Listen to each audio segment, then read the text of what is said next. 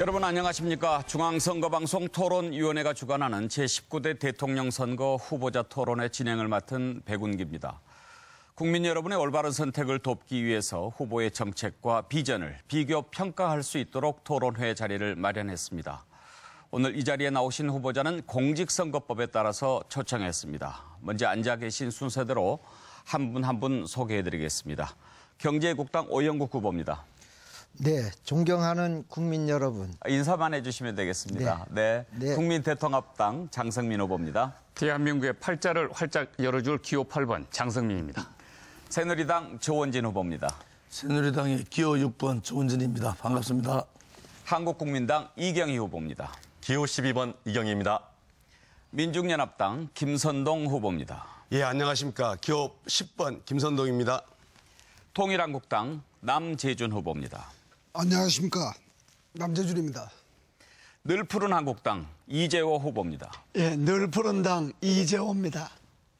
무소속 김민찬 후보입니다. 안녕하십니까. 김민찬입니다.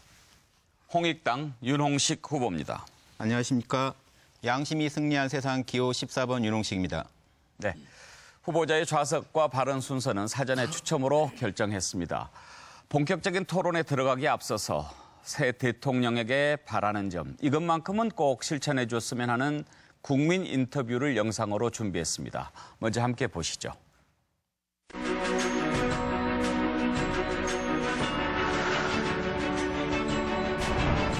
자기가 한 말을 좀 지킬 수 있는 그런 사람?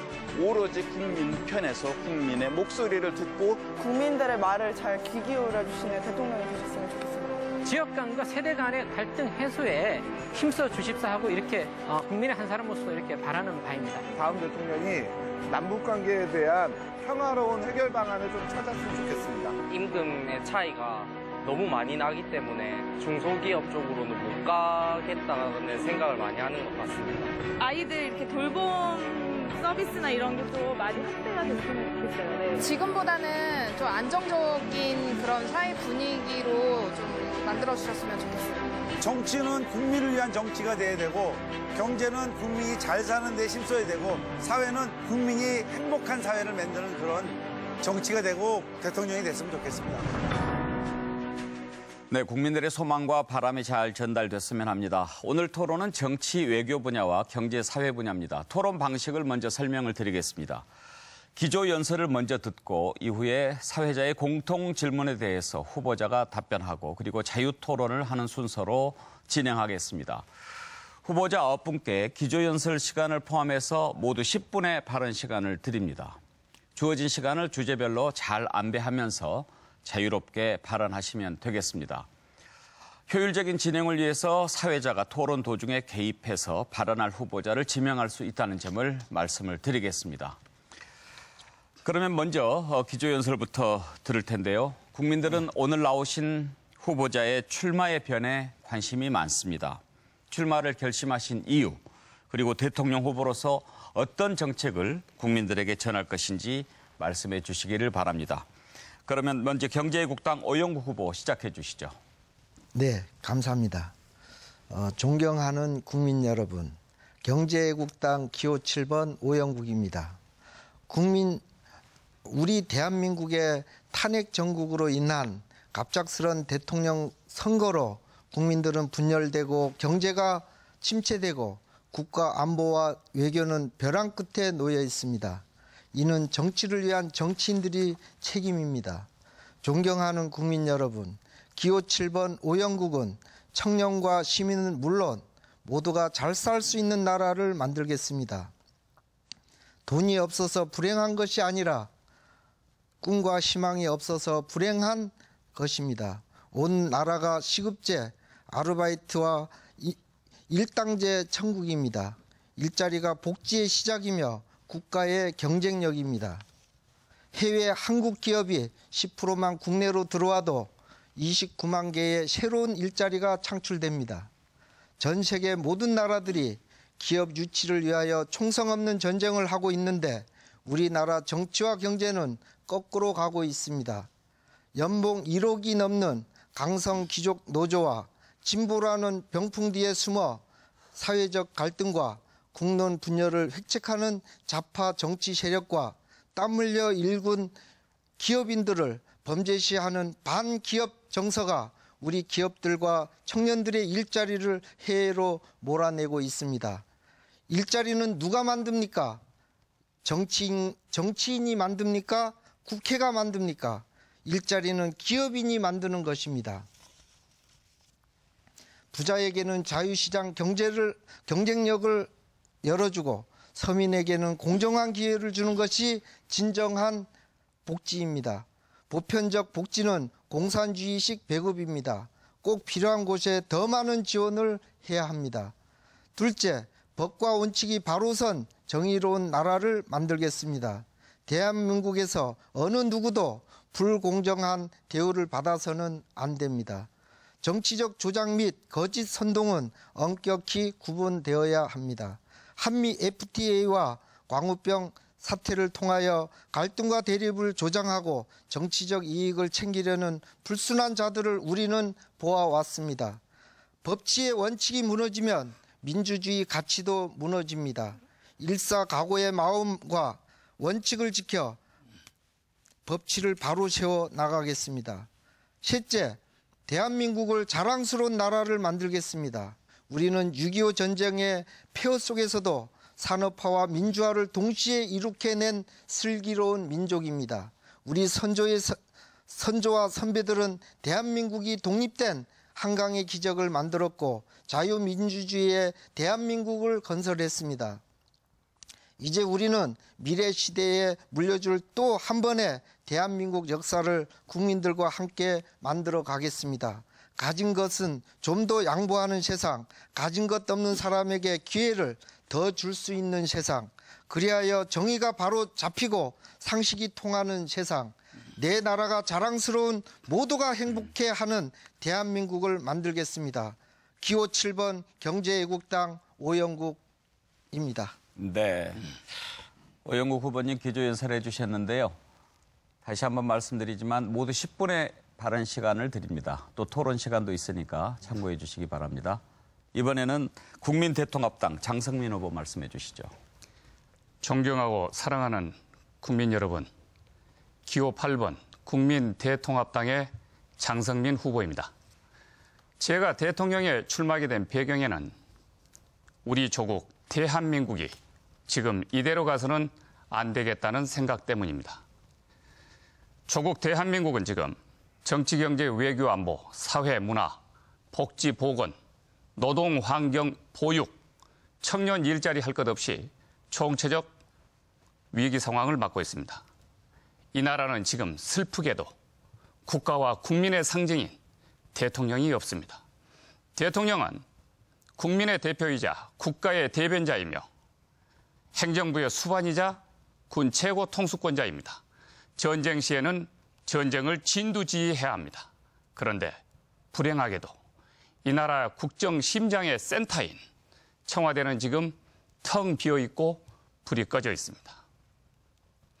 칠흑같이 어두운 망망대해를 헤쳐나가야 할 대한민국호에 희망의 등불이 되어야 할 조국 대한민국의 심장부인 청와대는 컴컴한 어둠뿐입니다.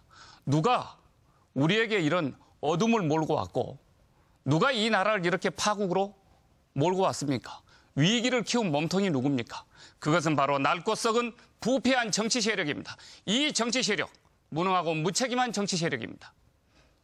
이 나라에 만복의 근원이 되어야 할 정치가 지금 만악의 근원이 되고 있습니다.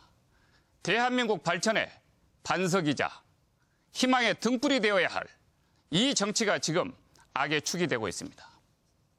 이 나라가 진정 위기인 것은 이 나라를 세운 3대 기둥인 정치적 자유민주주의, 경제적 자유시장주의, 그리고 군사적 한미동맹의 가치가 무너지고 있고 이 나라는 지금 국내외적으로 2개의 핵 때문에 내후 외환에 쌓여 있습니다.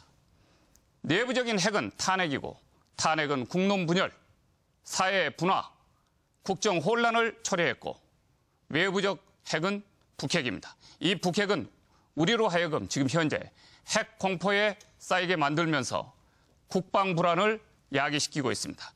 그러나 우리 정치 세력은 이 중대한 문제를 해결할 능력이 없습니다. 온 국민과 국가가 지금 핵 때문에 헥헥거리고 있는데 이 문제를 풀어줄 능력이 없습니다. 왜 그럴까요? 낡고 썩었고 무능하고 무책임하기 때문입니다. 이 정치 세력을 싹 정리하지 않고서는 대한민국에는 희망이 없습니다. 그래서 저는 이 정치 세력을 싹 정리하고 쓸어내기 위해서 그리고 제2의 건국을 만들 새로운 대한민국의 주춧돌을 놓기 위해서 희망의 싹을 키우기 위해서 제가 대통령 출마를 결심하게 됐습니다. 대단히 감사합니다. 네, 새누리당 조은진 후보 말씀해 주시죠. 새누리당의 기호 6번 조은진입니다. 반갑습니다. 이번 대통령 선거는 박근혜 대통령에 대한 탄핵의 잘못된 탄핵에 의해서 이루어졌다. 거짓과 선동과 음모와 편파방송에 의해서 박근혜 대통령을 엮어넣은 거 아닙니까?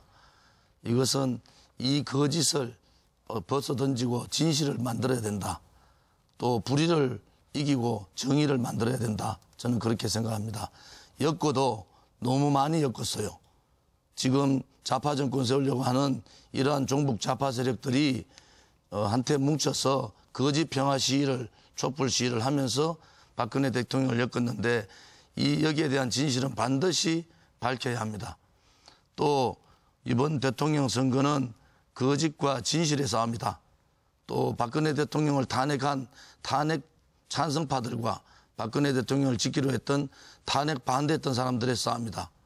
덧붙여서 자유민주주의를 지키려고 하는 세력과 자유민주주의를 무너뜨리고 민중민주주의를 하려는 세력들의 싸움이다.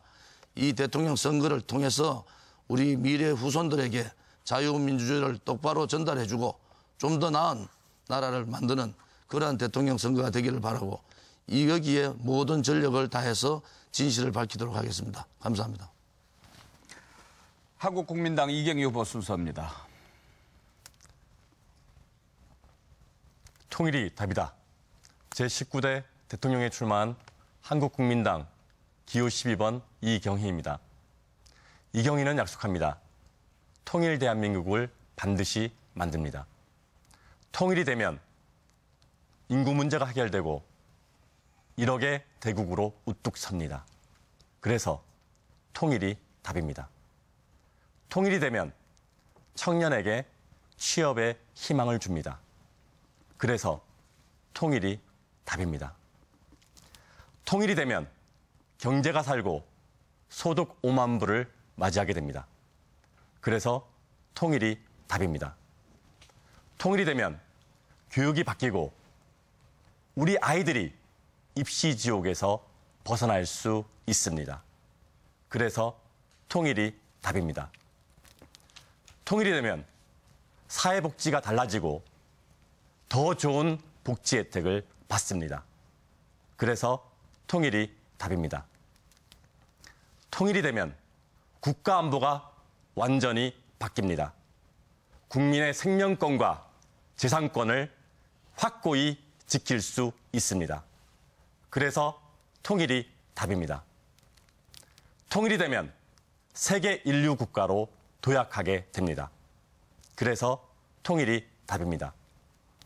통일은 헌법 전문, 헌법 제4조, 헌법 제69조 2항에 명시되어 있는 헌법적 명령이고 국민적 의무입니다. 중국도 일본도 우습게 넘어서는 민족 통일, 대한민국 통일 대통령은 합니다. 통일이 답이다. 감사합니다. 네, 민중연합당 김선동 후보 말씀해 주시죠. 예, 안녕하십니까. 사랑하고 존경하는 국민 여러분, 기호 10번 민중연합당의 김선동입니다. 통합진보당을 기억하십니까? 박근혜 정권의 적폐 중의 적폐가 통합진보당 해산 사건이었습니다. 지난 2012년 대선에서 통합진보당 이정희 후보가 박정희는 일본 천황에게 혈서로 충성 맹세한 다카키 마사오다. 국민 여러분, 친일 유신 독재의 부활을 막아주십시오. 이렇게 호소했던 것에 대한 정치 보복이었습니다. 최순실이 박근혜가 대통령 되면 통합진보당부터 해산시키겠다고 했던 말이 실행되었던 것입니다. 2013년에 세상을 떠들썩하게 만들었던 이석기 의원 내라는 모 사건을 기억하십니까? 국정원의 관건 부정선거 개입이 폭로되자 궁지에 몰린 박근혜 정권이 조작한 사건이 이석기 의원 내라는 모 사건입니다. 최순실이 간첩을 만들어서라도 통합진보당을 해산하라 했던 말이 그대로 실행된 것입니다. 김대중 내라는 모 사건은 24년이 걸려 무죄 판결을 받았습니다만 이석기 의원 내라는 모 사건은 1년 반도 채 되지 않아서 대법원에서 무죄 판결이 났습니다. 미국 국무부에서도 이석기 의원 내라는 모 사건은 자의적 체포 및 구금의 대표적 사례로 지적되고 세계 인권선언 및 시민적, 정치적 권리에 대한 국제협약 등을 침해한 것으로 평가했습니다. 미국 정부도 명백한 정치 공작, 정치 탄압으로 규정한 것입니다. 사랑하고 존경하는 국민 여러분, 박근혜 독재 정권의 가장 대표적인 정치 공작, 정치 탄압의 희생양인 이석기 의원이 석방되어야 진짜 민주주의가 돌아온 것입니다. 노동자, 농민, 서민의 살림살이가 나아져야 진짜 민주주의인 것입니다. 이제 정권 교체를 넘어 진짜 민주주의로 세상을 바꿉시다. 기호 10번 민중연합당의 저 김선동과 함께 국민 여러분, 이제 세상을 바꿉시다. 감사합니다. 통일한국당 남재준 후보 말씀해 주시죠. 안녕하십니까. 존경하는 국민 여러분, 통일한국당 기호 11번 남재준 후보입니다. 지금 우리나라는 나라의 두 기둥인 안보와 경제가 뿌리채 흔들리고 있습니다. 한반도를 둘러싸고 북핵 문제로 인하여 전운이 감돌고 북한은 연일 북핵 문제를 위해서 핵타격, 선제타격을 외치고 있습니다. 그러나 이 땅을 책임져야 될 정치인들은 사드를 배치할 것인가 말 것인가 하는 말장난을 하고 있습니다. 안보는 입으로 하는 것이 아닙니다. 이 나라는 제왕적 대통령 나라가 아닙니다. 1500년대 분당 정치 수준에 머물른 국회, 제왕적 국회 독재 국가입니다.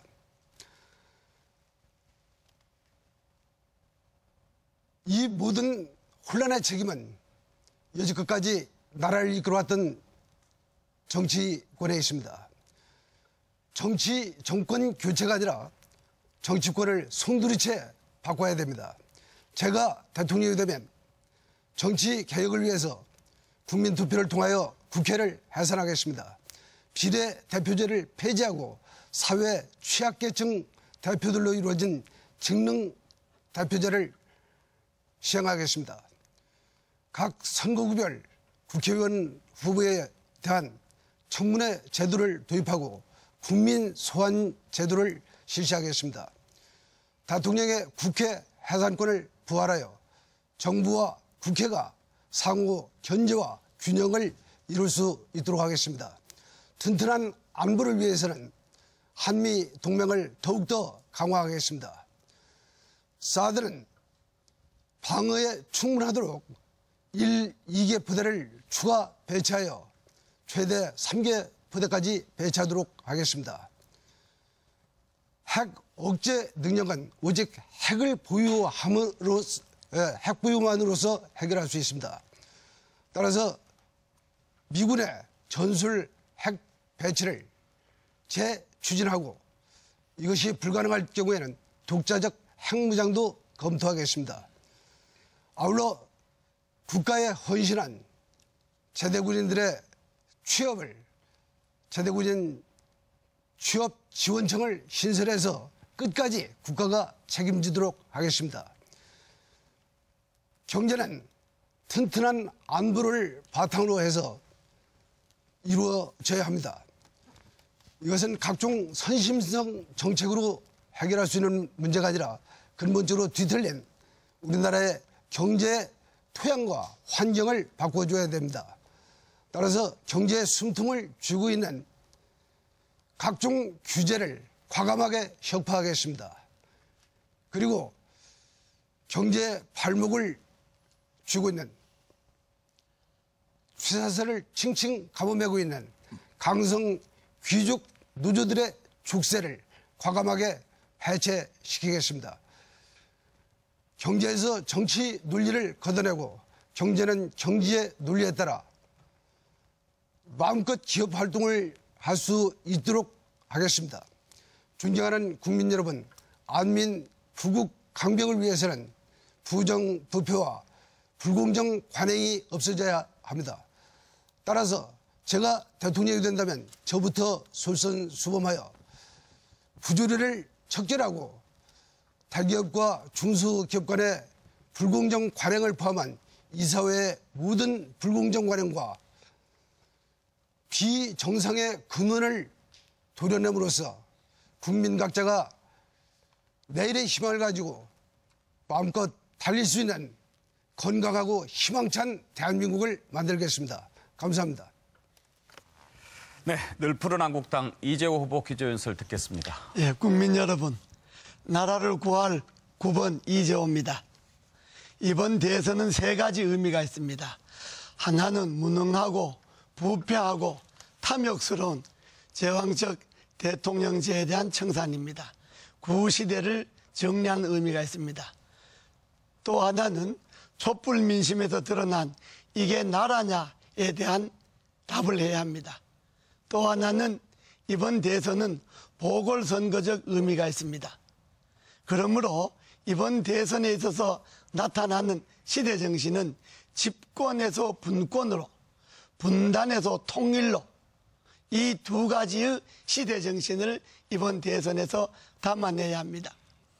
그렇게 하려면 이번 대선에서는 이러한 의미를 담아내기 위해서 나라의 틀을 바꿔야 합니다. 저는 첫째로 개헌을 해야 합니다. 4년 중임 분권형 대통령제로 개헌을 하고, 둘째는 행정구역을 개편해야 됩니다. 인구 100만 명 단위로 전국에 50개 광역자치시로 행정구역을 개편하고, 세 번째는 선거구제를 개혁해야 됩니다. 현재 소선거구제에서 중대선거구제로 개편해야 됩니다. 이렇게 3가지를 했을 때만이 나라의 틀이 바뀌고 새로운 시대를 열 것입니다. 이번 대선은 이런 새로운 시대를 열어갈 확실한 대통령을 뽑느냐, 아니면 대통령의 명패나 바꾼 그런 아무나 하는 그런 대통령을 뽑느냐 하는 선택에 달려 있습니다. 국민 여러분, 확실한 대통령이 되어서 나라의 틀을 바꿀 기호 9번 이재호를 선택해 주십시오. 감사합니다. 무소속 김민찬 후보 말씀해 주시죠. 존경하는 국민 여러분, 안녕하십니까? 무소속 후보 기호 15번 김민찬입니다. 지금 대한민국은 정체적 위기에 직면해 있습니다. 안보 위기, 외교 위기, 정치 위기, 경제 위기 등으로 인하여 국민의 삶은 매우 불안정하기만 합니다. 그동안 국민들께서 기성 정치인들을 믿고 나라를 잘 경영해달라고, 국민들을 위해 열심히 일해달라고 큰 일꾼으로 세워주었더니 국민의 발행과 지지와 기대와는 달리 실망과 고통만을 안겨주었습니다. 그런데 정치 구던이라는 기성 정치인들이 국민들에 대해 잘 모르는 것이 하나 있습니다. 그것은 바로 국민이 정치 10단이라는 사실입니다. 저는 그 국민의 한 사람으로서 국가를 지키고 국민을 보호하기 위하여 스스로 국민을 대표하여 출마하였습니다. 국민 여러분의 많은 지지와 성원을 부탁드립니다. 감사합니다. 네, 끝으로 홍익당 윤홍식 후보 기조연설 듣고 토론 들어가도록 하겠습니다. 안녕하십니까? 양심이 승리하는 세상 기호 14번 홍익당 대표 윤홍식입니다. 저는 지난 27년간 인문 철학을 연구했고, 동서양 모든 고전의 결론이 인간의 본질은 양심에 있다. 양심은 다른 것이 아니라 내가 당해서 싫은 것을 남에게 가하지 않는 것이다. 이것이 양심이다. 인간이 양심을 어기는 날 인간은 단종된 것이다. 멸종한 것이다. 이런 철학적 가르침을 깨닫고 유튜브를 통해 지난 5년간 인문 철학의 핵심을 무료로 공개해서 많은 분들께 이런 상식이 되는 철학을 같이 공유하고자 했습니다. 여러분들이 이런 인문 철학을 상식으로 안다면 민주주의도 올바른 정치도 모두 깨달으실 수 있을 거라고 생각했습니다. 그래서 저는 양심 정치가 인간이 가야 할 올바른 길이고 양심은 단순히 개인적인 것이 아니라 정치적인 사회활동을 통해서 표현된다고 주장했습니다. 그리고 지난 촛불 전국을 맞아서 저는 이 땅에는 정말 양심이 깨어난 국민들이 나라를 스스로 바로잡으려 하는구나, 그런 움직임이 일어나는구나 라는 것을 보았습니다. 지금 이 자리에 다양한 진보적 의견, 보수적 의견이 있습니다. 하지만 저는 우리가 적폐로 삼아야 할 것은 진보나 보수가 아니라 비양심이라고 보았습니다. 자신 하나를 살리기 위해서 남을 해칠 수 있는 비양심. 제가 공부한 양심의 본질은 내가 당해서 싫은 걸 남한테 하지 말자였습니다. 내가 상대방이라면 원하는 것을 해주고 내가 상대방이라면 원치 않을 것은 하지 말자. 이게 양심의 본질이었습니다. 이런 양심의 근본이 민주주의의 근간이기도 합니다. 우리가 흔히 민주주의를 이룩하자, 자유민주주의를 이룩하자 외칩니다만 양심이 깔려있지 않는, 양심에 기본하지 않는 민주주의라는 것은 불가능합니다. 민주주의의 바이블 사회개혁론에서도요, 올바른 민주주의란 국민이 양심, 즉 보편의지, 국민 모두를 위하는 양심에만 복종할 때 올바른 민주주의라고 했습니다. 지금 한 개인에게 복종하고 빠가 돼가지고 비양심인 사람을 따르고, 이거 민주주의 아닙니다. 민주주의는 오로지 양심에 복종해야 됩니다. 상관이라서 복종하는 게 아니고 대통령이라서 복종하는 게 아닙니다. 양심에 맞으니까, 그게 모든 국민을 위하는 것이니까 그게 정의가 되고 올바른 민주주의에 합당한 행위가 되는 겁니다. 주권자는 양심에 따라 행동할 때 올바른 주권자가 될 수 있습니다. 지금 이 나라에 필요한 것은 양심 정치입니다. 양심 정부입니다. 제가 양심 경영 전문가로서 이 땅을 다시 리셋하여 양심 건국이 되도록 돕고자 출마하게 됐습니다. 지금 안보와 일자리 문제로 국민들이 괴로워하시는 걸 압니다. 안보건 일자리건 양심 정부가 이 땅에 들어설 때 모든 국민들이 만족할 만한 공적 서비스가 이루어질 거라고 확신합니다. 제가 제시하는 이런 국가적 비전을 저는 최선을 다해서 목숨을 걸고 지키겠습니다. 국민들과 함께 이런 역사적 대업을 이룬다면 우리의 양심혁명이 전 세계를 선도할 수 있는 양심의 비전이 될 거라고 확신합니다. 감사합니다. 네, 모두 9분의 기조연설을 잘 들었습니다. 이제 본격적으로 토론에 들어갈 텐데요. 다시 한번 말씀드리지만 정치 분야 그리고 경제 분야에 관한 공통 질문에 대한 답변을 듣고 그리고 자유 토론을 하도록 하겠습니다. 모두 앞에 자신의 시간이 남아있는 것을 확인해 주시고 적절하게 시간을 안배 잘 해주시기 바랍니다. 먼저 사회자 공통 질문입니다. 국제사회의 거듭된 경고에도 불구하고 북한은 여전히 미사일 도발을 강행하고 또 6차 핵실험을 공언하고 있습니다. 이런 상황에서 우리의 안보와 대북 외교 정책은 어떤 방향으로 가야 한다고 생각하시는지, 그리고 검찰, 청와대, 국정원 등 여러 권력기관의 개혁과 선거제도, 개헌, 이런 권력구조 개편에 대한 요구도 큰데요. 정치, 외교 분야의 방향을 제시해 주시기 바랍니다. 그러면 순서에 따라서 이번에는 국민대통합당 장성민 후보 답변부터 듣겠습니다. 현재 한반도는 이 5차 핵실험으로 인해서 이 핵공포에 휩싸여 있습니다.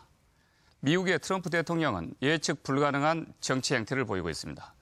중국 시진핑 주석은 한반도를 중국의 일부분이다라고 이야기한 적이 있습니다. 아베 수상은 한반도에서 유사사태, 전쟁이 발생하면은 때로는 필요할 경우에 한반도에 주둔해 있는, 한반도에 들어와 있는 일본인 자국민들을 보호하겠다. 사실상 한반도에 전쟁의 먹구름이 지금 닥쳐오고 있습니다. 그런데 이 문제를 해결할 능력 있는 대선 후보들이 사실 보이지 않습니다. 저는 한반도 통일 문제, 남북 문제, 북핵 문제, 외교 안보 문제만 30년간을 연구해온 사람입니다. 이런 입장에서 오늘의 이 북핵 문제부터 시작해서 주변 4대 강국에 빠져있는 이 나라야 조국 현실을 어떻게 풀어낼까라고 생각했을 때 두 가지 문제가 생각이 납니다. 하나는 전략적으로 북한의 핵 위협으로부터 대한민국이 안전한 국방을 관리해 나가려면 우리도 핵 능력을 가져야 됩니다. 현실주의 국제정치학자인 케네스 월츠는 핵을 가져야만이 대응할 수 있다. 밸런스 오브 테러, 소위 말해서 공포의 균형을 유지하지 않는 한 핵은 어떤 재래식 무기로도 막을 수가 없다라고 하는 것이 결론이었습니다. 헨리 키신저 전 미 국무장관도 이와 유사한 주장을 한 바가 있습니다. 사실 북한은 이미 5차 핵실험으로 핵을 가진 나라가 됐고 핵 보유국으로 스스로 인정받고자 하고 있습니다. 그런데 우리는 핵이 없습니다. 어떻게 합니까? 핵 공포에 빠져버리면은 대한민국은 정치, 외교, 사회문화 이 불안 심리 때문에 아무것도 할 수가 없습니다. 북한의 핵의 인질로 잡혀 있을 수밖에 없습니다. 그래서 저는 3가지 대안을 주장합니다. 첫 번째로 우리는 미국과 원자력 협정을 다시 맺어야 됩니다. 그래서 핵무기를 만들 수 있는 플루토늄 재처리 시설을 미국과 협의해서 확보해야 됩니다. 두 번째는 한반도에 91년, 92년 동안의 비핵화 선언으로 인해서 현재 반출되어 있었던 전술핵 무기를 다시 한반도에 배치시켜서 북한이 핵을 포기할 때까지 북한 핵을 억제시킬 핵무장을 할 필요가 있습니다. 세 번째는 미국의 한반도 핵 우산 정책을 강화시켜야 됩니다. 그래서 북한이 어떤 핵위협과 핵 공포를 준다 하더라도 소용이 없다는 사실을 보여줘야 됩니다. 그리고 그 모든 정책들이 안 됐을 경우에는 우리도 실제적으로 핵을 개발해서 핵 보유국이 되어야 됩니다. 그래서 북한이 핵을 만들어도 소용이 없다라고 무용론이 나올 때까지 이 핵을 한시적으로 북한 핵 문제를 억제하는데 사용하고 그리고 나서 북한이 핵을 만들어도 소용이 없구나라고 했을 때 스스로 내려놓을 때 우리는 남북한 간에 경협을 해서 남북한 간에 서로 공생경제를 확보할 수가 있습니다. 또 하나는 현재 매티스 미 국방장관과 틸레스 미 국무장관이 한반도를 자주 들어왔고 얼마 전에는 미국의 마이크 펜스 부통령이 한반도에 자주 들락날락거리고 있습니다. 왜 그러겠습니까? 이만큼 지금 대통령이 없는 조국 대한민국은 굉장히 풍전등화와 같은 위기 상황에 빠져 있다는 것입니다. 북한이 5차 핵실험을 통해서 대륙간 탄도미사일을 개발해서 이제는 미국 본토를 때릴 그런 어떤 핵 능력을 가졌습니다.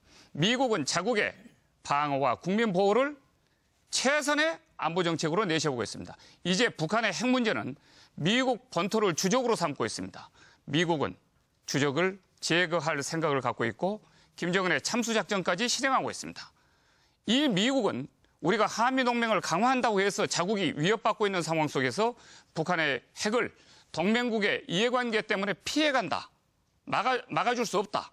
이런 어떤 논리를 갖고 있는 나라가 아닙니다. 자국이 위협을 받으면 언제든지 미국은 선제 공격으로 북한을 타격할 수 있습니다. 바로 이 점 때문에 트럼프 행정부와 한미동맹을 더 강화해서 국방장관, 국무장관 그리고 수뇌부들 간의 소통을 활발히 해서 미국이 어떠한 상황에서도 동맹국을 무시하고 바로 북한을 선제 타격할 수 없도록 우리는 긴밀한 한미동맹 관계를 유지해 나갈 필요가 있다.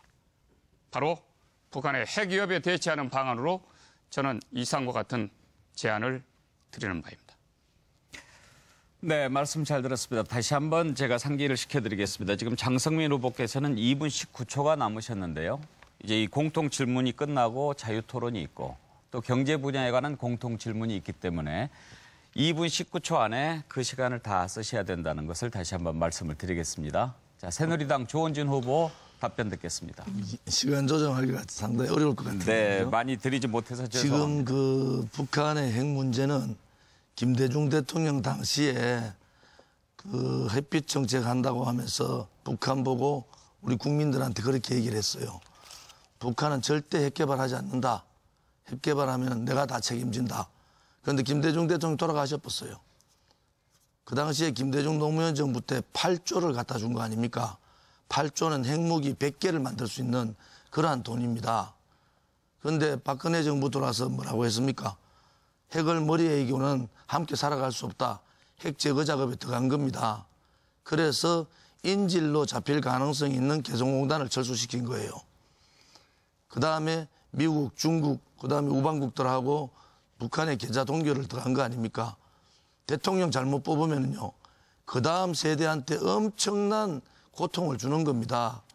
우리가 잘못 뽑았기 때문에 북한이 핵을 만들면은 그 다음 고통은 우리 아들, 딸들, 손자, 손녀들한테 가는 겁니다. 지금의 의무는, 이 역사의 의무는 뭐냐? 우리가 잘못해서 북한이 핵을 만들었으면은 우리 시대에서 북한 핵을 제거해야 됩니다. 강력하게 김정은을 제압하고 북한 핵을 제거하는데 모든 것을 바쳐야 됩니다. 그다음에 우방국들이 그래 보고 있지 않습니까? 자, 북한 핵을 제거하기 위해서는 레짐 체인지, 김정은 정권만 드러내면 되는 겁니다. 이것이 미국과 중국과 지금 여러 가지 논의를 하고 있는 걸로 알고 있습니다.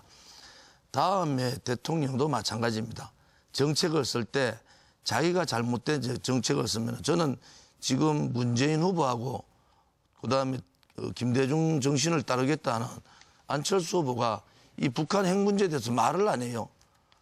그 정신을 따르겠다는 김대중 선생이 이런 핵을 엄청난 일을 만들어 놓은 겁니다.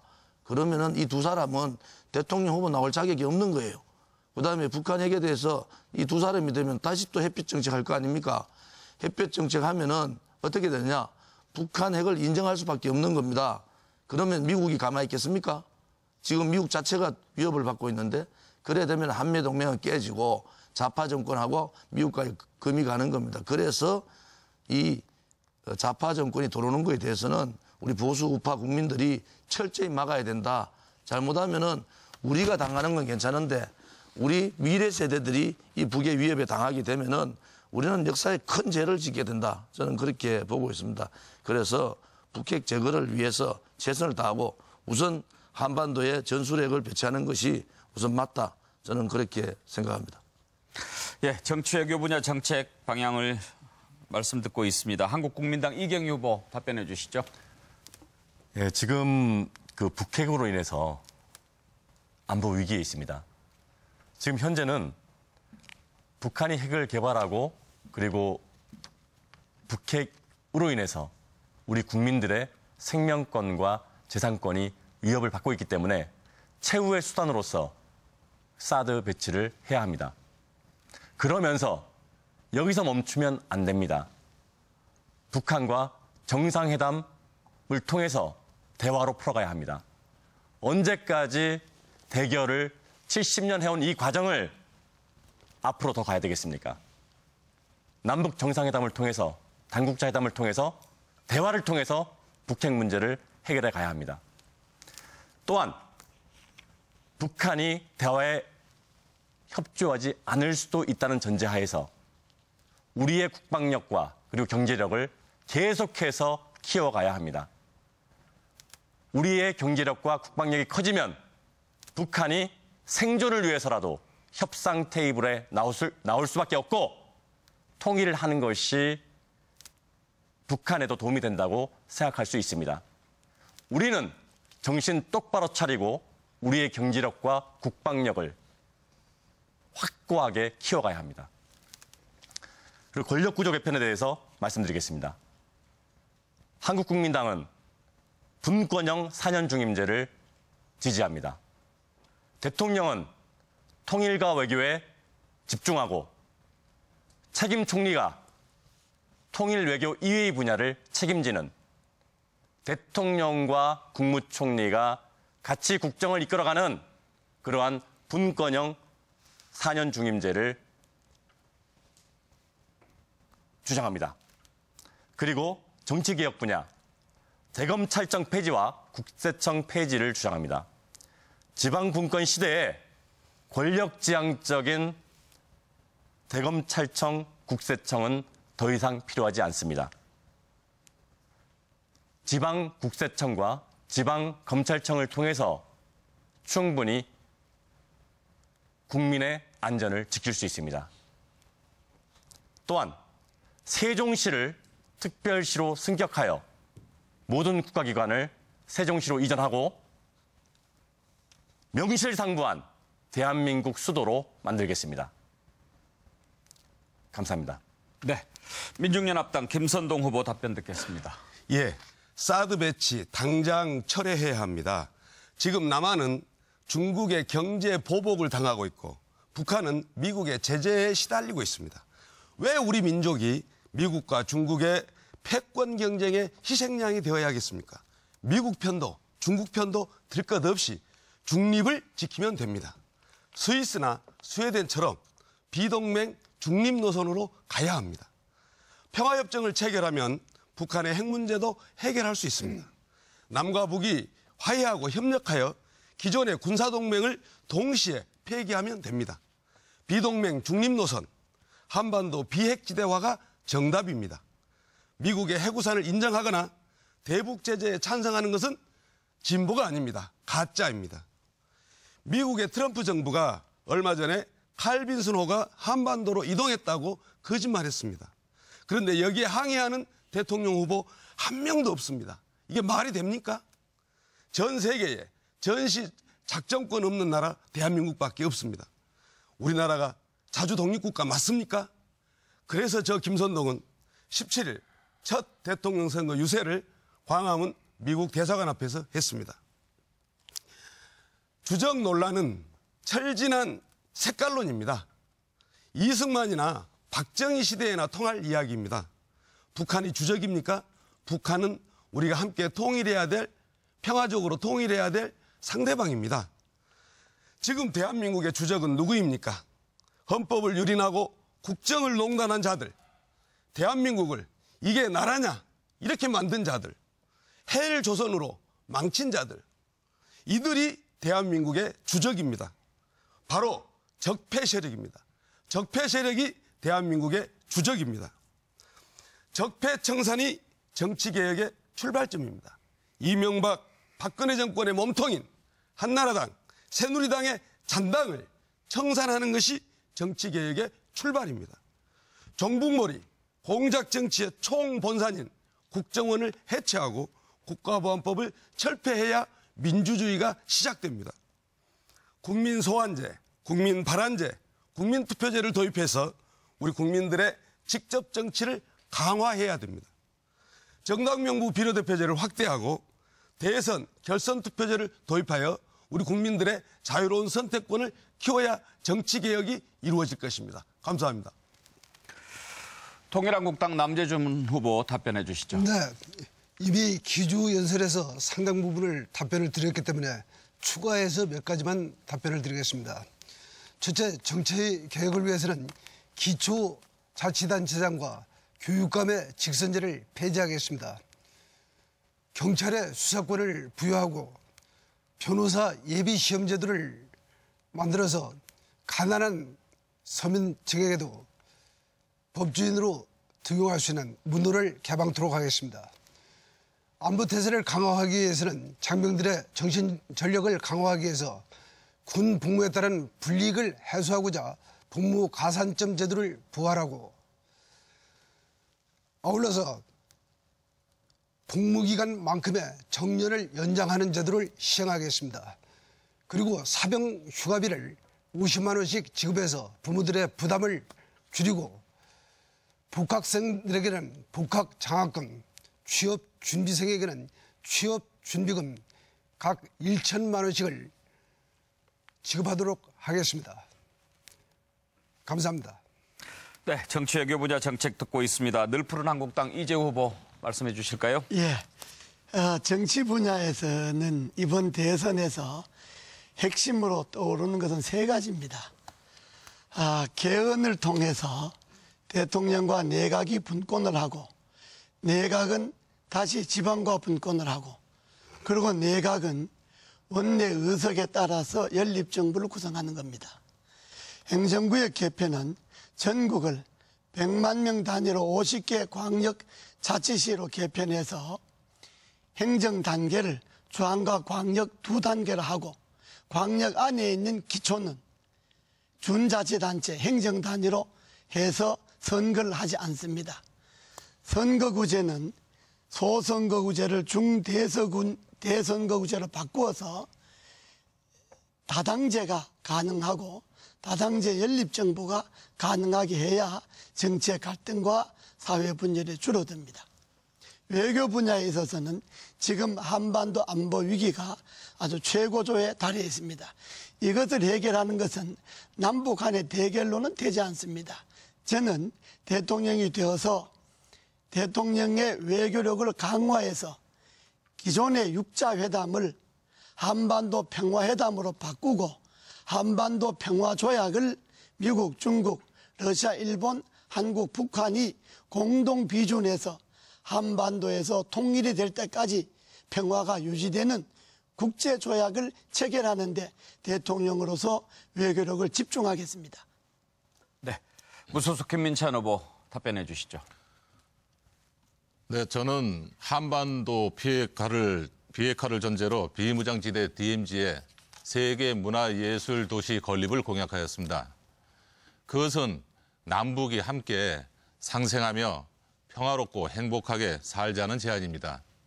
그러나 북한이 핵을 폐기하지 않는다면 우리나라도 핵 보유를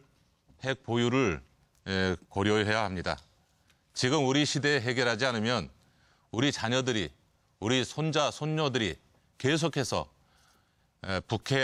북핵으로부터 계속 위협을 받으며 살아가게 될 것입니다. 또한 지상에 핵 위협이 있다면 지하에는 남침 땅굴의 위험이 도사리고 있습니다. 현재 서울, 경기, 인천 일원에 남침 땅굴이 들어와 있다고 민간인으로 구성된 남침 땅굴 탐사대 전문가들이 우려를 하고 있습니다. 이러한 상황에서 정부는 민간군 합동 탐사대를 조직해서 조사하여 국민들의 불안감을 하루빨리 해소해야 합니다. 외교에 대해서는 우리나라는 한미 동맹을 중심으로 나아가야 합니다. 중국은 북한이 핵실험을 하든 미사일을 쏘든 개의치 않고 북한의 원유와 식량을 지원하면서도 자주권을 지키려는 우리나라한테는 사드 문제로 지금 경제 보복을 하고 있습니다. 우리는 이러한 중국의 모습을 보며 우리나라의 미래를 잘 준비하고 대비해야 합니다. 그래서 글로벌 리더의 외교가 절실히 필요한 때입니다. 권력기관에 관한 것은 부패 권력은 국민을 무시한 정치가들로 인해서 나온 것입니다. 사법 권력은 기득권 정치를 지키기 위해 법을 이용한 것이고 언론 권력은 국민의 눈과 귀를 가려 부패한 정치를 바로 보지 못하게 하는 것이고 재벌 권력은 정경유착으로 인해 생긴 것입니다. 결론적으로 건강한 정치, 국민을 위한 정치를 한다면 이러한 권력들이 왜 생기겠습니까? 제가 추구하는 정치는 대한민국의 국민이 진정한 승리를 확신하는 국민의 정치입니다. 네, 홍익당 윤홍식 후보 답변해 주실까요? 예. 좋은 말씀들 많이 해주셔가지고 저는 양심 경영 전문가 입장에서 양심적인 해법을 지시해보고자 합니다. 지금 우리가 북핵을 두려워하고 전쟁을 두려워하는 것의 본질은요. 정부를 믿지 못해서입니다. 북핵이 두려운 것이 아니라 더 두려운 것은 신뢰할 수 없는 정부입니다. 우리는 임진왜란 때도 6.25 때도 항상 국민을 저버리고 도망가는 지도자들을 모셨습니다. 이게 지금 우리가 뿌리 깊게 전쟁에 대해서 두려워하는 근원이라고 봅니다. 이웃에 강한 적을 둔 것도 안타까운 일이지만 지켜줄 수 있는 부모가 없다는 것, 이것이 이 문제의 본질이라고 봅니다. 정치라는 것은 양심 정치가 본질이라고 제가 말씀드렸지만 핵심은요. 국민이 이 나라의 주인이라는 것을 분명히 명심하고 국민에게 공적 서비스를 하는 양심 정치가 이루어지지 않는다면 국민은 언제나 불안에 떨 수밖에 없습니다. 안으로 국론을 분열하고 사리사욕을 추구하면서 밖으로 북핵 문제를 들고 와서 국민을 또 괴롭힌다는 거. 이게 정치인이 할 짓인가 저는 이렇게 생각합니다. 정치인은 북핵 문제에 앞서서 국민을 주인 대접하고 국민이 올바로 이 땅의 주인이 되도록 도와야 됩니다. 최선을 다해서 양심 정부를 이루고 그 하나된 힘으로 북한을 제압할 수 있어야 됩니다. 이게 통일의 힘이 될 것이고 외교의 힘이 될 것입니다. 그래서 정부가 할 일은 국민에게 먼저 다가가서 국민이 주인이라는 것을 주지시키고 국민에게 모든 것을 묻고 결정해야 됩니다. 지금 사드가 문제가 되는 것은 사드를 들여오는 것 자체라기보다 국민들이 사드에 대해서 잘 모릅니다. 국민에게 언제 한번 사드에 대해서 속 시원하게 가르쳐준 적 있습니까? 일단 사드는 중지하고 국민에게 먼저 보고하고 허락을 받으시기 바랍니다. 그것만이 진정으로 이 나라를 바로잡는 길이고 양심 정부가 들어선다면 국민은 목숨 걸고 이 나라를 지킵니다. 항상 지도자의 비양심이 전쟁을 불러들였고 국민의 양심이 이 땅을 지켰습니다. 이게 우리가 경험한 역사입니다. 네, 끝으로 경제국당 오영국 후보 답변 듣고 자유토론하도록 하겠습니다. 예, 경제국당 정치 외교 분야 공약을 말씀드리겠습니다. 먼저 국가 경영입니다. 경제 발전 우선주의를 지향하겠습니다. 그리고 국익이 되는 일만 하겠습니다. 이제 과거의 정치인에게 맡겨서는 절대 안 됩니다. 이제 국가 운영도 기업인, 즉 경영인이 해야 되는 시대에 왔습니다. 기호 7번 후보 오영국은 대한민국을 세계 13조국에서 1조국으로 가는데 일익을 다하겠습니다. 국민복지 첨단 산업 육성, 세계 금융의 중심 국가로 대한민국을 만들어가는 것입니다. 둘째, 한반도 평화와 세계 번영 실현입니다. 전쟁 없는 한반도 평화 실현과 한민족이 단결과 번영을 위해 대한민국이 국가 정체성을 확립하겠습니다. 동북아시아 외교 중심 국가로 경제와 안보를 굳건하게 유지하여 발전시키겠습니다. 세계 유라시아 철도 및 한류 문화 융성 국가로 건설하겠습니다. 국내 경기 활성화와 일자리 창출을 위하여 유라시아 자기부상 철도 건설 프로젝트를 주도적으로 추진하여 우리의 주력 시장인 유럽 시장과 신흥 시장인 중동 지역과 인도양을 우리 대한민국과 초고속 생활권으로 연결하여 문화 융성의 혁신을 만들겠습니다. 기호 7번 경제국당 오영국입니다. 네, 안보와 대북 외교 정책 그리고 권력 구조 개편 등 정치 외교 분야에 대한 9분 후보자의 말씀을 잘 들었습니다. 이제 후보자 간에 자유롭게 발언할 수 있는 자유토론인데요. 첫 번째 말씀하실 후보는 장성민 후보입니다. 그 이후부터는 순서에 관계없이 자유롭게 가볍게 손을 들어주시면 제가 발언할 수 있는 기회를 드리겠습니다. 순서에 따라서 국민대통합당 장성민 후보부터 발언하실 텐데 지금 시간이 2분 19초 남았습니다. 토론에서 시간을 다 쓰시면 경제 분야에 대한 공통질문에 답변하실 수 없다는 점 유념해 주시기 바랍니다. 질문해 주시죠. 저는 지금 작금의 이 정치 위기가 이 국회의원들의 무능 때문에 나왔는데 이 낡고 썩은 정치를 싹 쓸어내지 않고서는 대한민국의 발전의 가능성이 없습니다. 그래서 국회의원 숫자를 절반으로 쑥떡 자르겠습니다. 그리고 보험급도 절반으로 싹 자르겠습니다. 그리고 국민들이 국회의원을 언제든지 파면시키고 소환시킬 수 있도록 국민 소환제로 적용시키겠습니다. 그리고 국회의원들을 2년마다 한 번씩 중간평가제를 실시하겠습니다. 그래서 주민 투표제를 실시해서 투표 참여의 3분의 1 정도가 동의하면은 그 동의한 숫자의 과반 정도가 찬성하면은 바로 국회의원을 선거를 다시 들어가는 그런 국회의원 해산제를 실시하겠습니다. 그리고 권력구조는 임기를 4년으로 2번씩 하되 정부통령제를 주겠습니다. 그러니까 4년 중임제로 하고 정부통령제로 하겠습니다. 이것이 작금의 시국을 막는 그런 어떤 대통령제의 대안이라고 생각합니다. 자, 이재호 후보에게 묻겠습니다. 권력구조를 어떻게 생각하십니까? 개편을. 분권형 개헌을 해서요. 4년 중임 분권형 대통령제가 제가 10년 전부터 주장하고 책을 펴낸 바가 있습니다. 대통령은 외교, 통일, 국방에 관한 권한, 그리고 내치는 내각에 넘기고 내각은 여야 의석에 따른 연립정부를 구성하는, 그리고 내각은 다시 지방과 분권을 하는 이런 형태로 분권형 4년 중임제로 권력구조를 개편하는 것이 정치의 갈등과 혼란을 줄인다고 저는 봅니다. 네, 국회의원 완전히 파면시키고 불체포 특권도 완전히 없어서 면책 특권도 완전히 없어서 범죄 짓고 국회에 들어가서 보호받는 그런 어떤 정치인들을 색출해서 정리를 해야만이 대한민국이 새로워진다. 이 말씀을 드리고 싶습니다. 네, 다음 발언해 주실 분 계십니까? 네, 조은진 후보 말씀해 주시죠. 지금 김선동 후보는 통진당이죠, 그전에. 지금은 뭐죠, 이름이? 민중연합당입니다. 민중연합, 이번에 그 세월호. 그전에는 통합진보당이었습니다. 그게 통진당이죠. 이번에 세월호 집회에 참 주도적으로 참석한 거죠. 이석기 석방하고 막 나오던데. 세월호 집회에 적극적으로 참여한 것은 맞습니다. 이석기 석방도 거기서 건 거죠.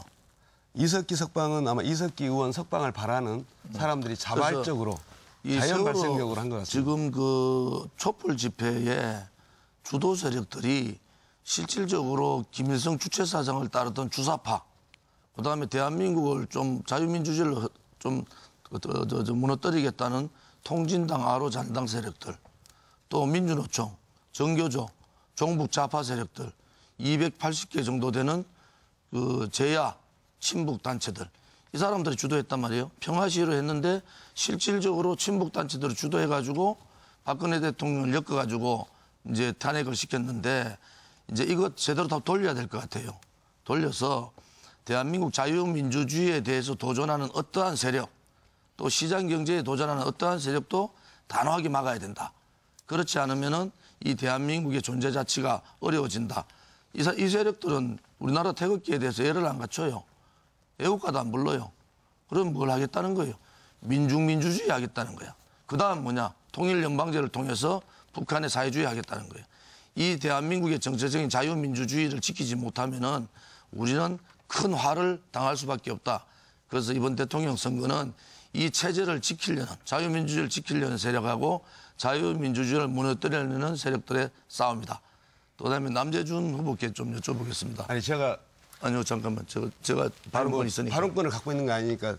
제가 지금 말을 마무리해야 지금 질문을 한번 하셨으니까요. 네. 그러면은 김선동 후보 질문 기회를 드리고 그다음에 또 질문 기회를 드리도록 하겠습니다. 네, 김선동 후보. 예, 합리적으로 하시죠. 우선 조원진 후보는 대법원에서 소위 말하는 바 그 국정원이 그렇게 떠들었던 아로라고 하는 무슨 그 비밀 조직이 실체가 없다고 대법원에서 명확하게 판결 난 사실을 부정하고 계시는데, 대법원의 판결도 부정하시면서 무슨 이야기를 하시겠습니까? 3월 10일 날 박근혜 대통령이 파면되었을 때 헌법재판소의 결정에 대해서 우리 국민들은 86%가 잘했다 이렇게 평가를 했고요. 92%가 이 결정에 승복해야 된다 이렇게 했습니다. 국민 92%가 승복해야 된다고 하는 사안에 대해서 아직도 승복하지 못하고 지금 세상이 바뀐 줄을 모르고 철진한 메뚜기처럼 뛰어다니면 되겠습니까? 지금 그 문제는요, 제가 이 편파 방송들한테 얘기를 했어요. 일주일만 50대 50 편파 방송 하지 말고 50대 공정 방송 해라. 그러면 국민들 여론은 100% 바뀐다. 왜? 5개월 동안에 마녀 사냥했지 않습니까? 태블릿 PC 조사하라고 했는데 안 했잖아요. 고용태 조사하라는데 안 했잖아요. 이거 검찰에서 고용태를 그냥 2천만 원, 3천만 원 사범으로 집어넣으면 안 됩니다. 이 진실을 밝히기 위해서는, 아니 5개월 동안을 마녀사냥 편파방송하면 어느 국민이 그렇게 안 가겠습니까? 저는 일주일만 있는 그대로의 공정방송하면 충분하게 진실 밝힐 수 있다 이렇게 보고요. 아까 제가 질문했는데 네. 우리 남재준 후보님, 예. 지금 이 박 대통령하고 최순실이하고 이렇게 하는데 경제공동체라는 얘기가 자꾸 나와요. 그런데 실질적으로 김대중 대통령 때 김홍거리부터 세 아들 엄청나게 해먹었잖아요. 그다음에 노무현 대통령 실질 500만 불 받았잖아요. 그다음에 권양숙 여사 100만 불 받고 유학비 640만 불, 70억 받았잖아요. 아니 경제공동체 같으면 권양숙 여사하고 노무현 대통령이 경제공동체고, 그다음에 김대중 대통령하고 그 아들 3명이 경제공동체 아닙니까? 경제공동체를 어떻게 집사밖에 안 되는 박근혜 대통령하고 이게 최순실을 시키느냐, 이 문제에 대해서 어떻게 생각하세요? 전혀 동의하지 않습니다. 동의 안 하는 게 뭐 제 말에 동의를 안 한다는 겁니까? 아니, 경제 공동체라고 하는 데 대해서 인정하지 않습니다. 예, 남재준 후보께서 계속 발언하시겠습니까? 네. 혹시 정치 외교 분야에 관해서 토론 제가 발언하실 분? 질문하겠습니다. 네, 이경희 후보 말씀해 주시죠. 존경하는 이재호 후보님께 질문하겠습니다. 예. 그 문재인 후보가 그 지난 토론에서 북한을 주적이라고 말하지 못했어요. 지금 그 부분에 대해서 어떻게 생각하시고 이재호 후보님의 안보관에 대해서 간략하게 설명해 주시면 고맙겠습니다. 예, 저는 안보관이 평화 우선주의입니다. 한반도에 평화만이 한반도의 통일을 달성할 수 있다. 이런 그 생각이고요. 주적은 국방백서의 주적이라는 표현은 없습니다. 그러나 전방을 휴전선을 지키는 군인들은 북한 군인들을 상대로 하기 때문에 군사적으로는 우리나라 군인들은 북한의 군인이 주적이 될 수밖에 없죠. 네.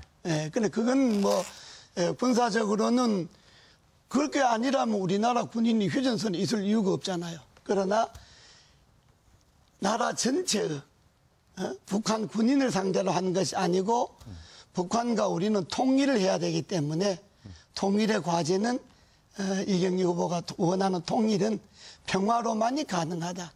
제 안보관은 평화 우선주의입니다. 네, 알겠습니다.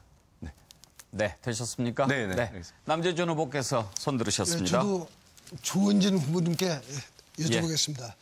김일성 회고록의 제목인 세기와 더불어를 연상하게 하는 더불어민주당의 문재인 후보를 둘러싼 끊임없는 의혹이 제기되고 있습니다.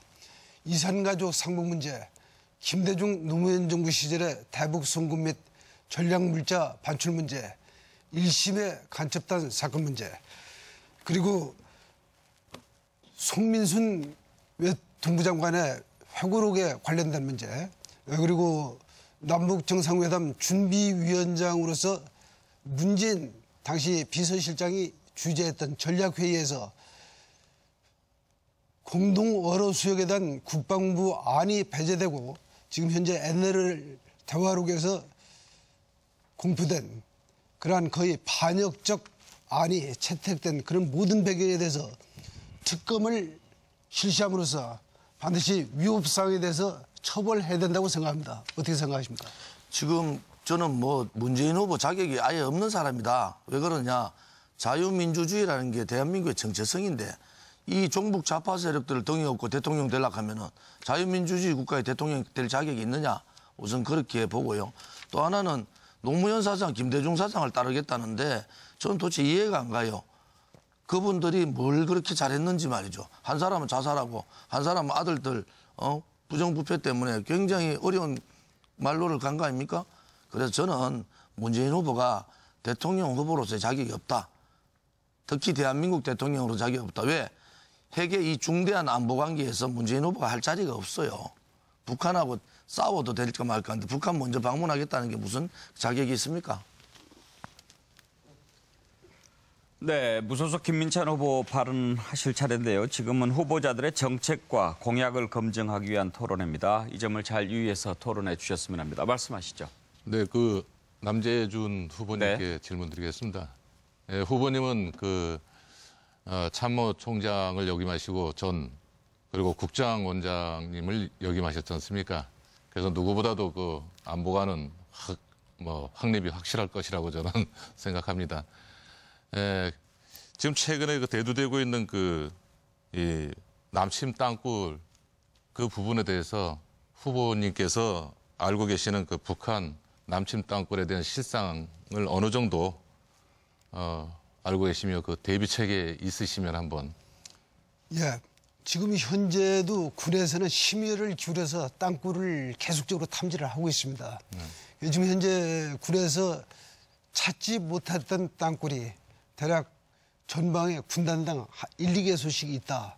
이렇게 해가지고 계속 찾고 있어요. 그런데 이 후방에 대한 땅굴 문제는 신빙성 문제가 상당히 많습니다. 그래서 국방부에서도 갖은 노력으로 그걸 검증을 하려고 하고 있고 군에서도 땅굴을 갖다가 잊어버린 건 아니다. 지금도 이 시간 계속 탐사하고 있다는 점만 말씀을 드리겠습니다. 전에 얼마 전에 후보님 캠프 관계자분이 민간 남침 땅굴 탐사대 대장을 만나서 같이 얘기하는 장면이 있었는데요. 그리고 민간 탐사대도 나름대로 지하에서 녹음도 하고 해가지고 지금 그걸 지금 현실적인 상황이라고 자꾸 얘기를 하는데 군 문제가 아니라 지금 민간이 서울에 지금 현재 들어와서 서울에서 인천에서 지하에 녹음을 해가지고 발파 작업이나 이런 거를 이번에 김태준 씨인가요?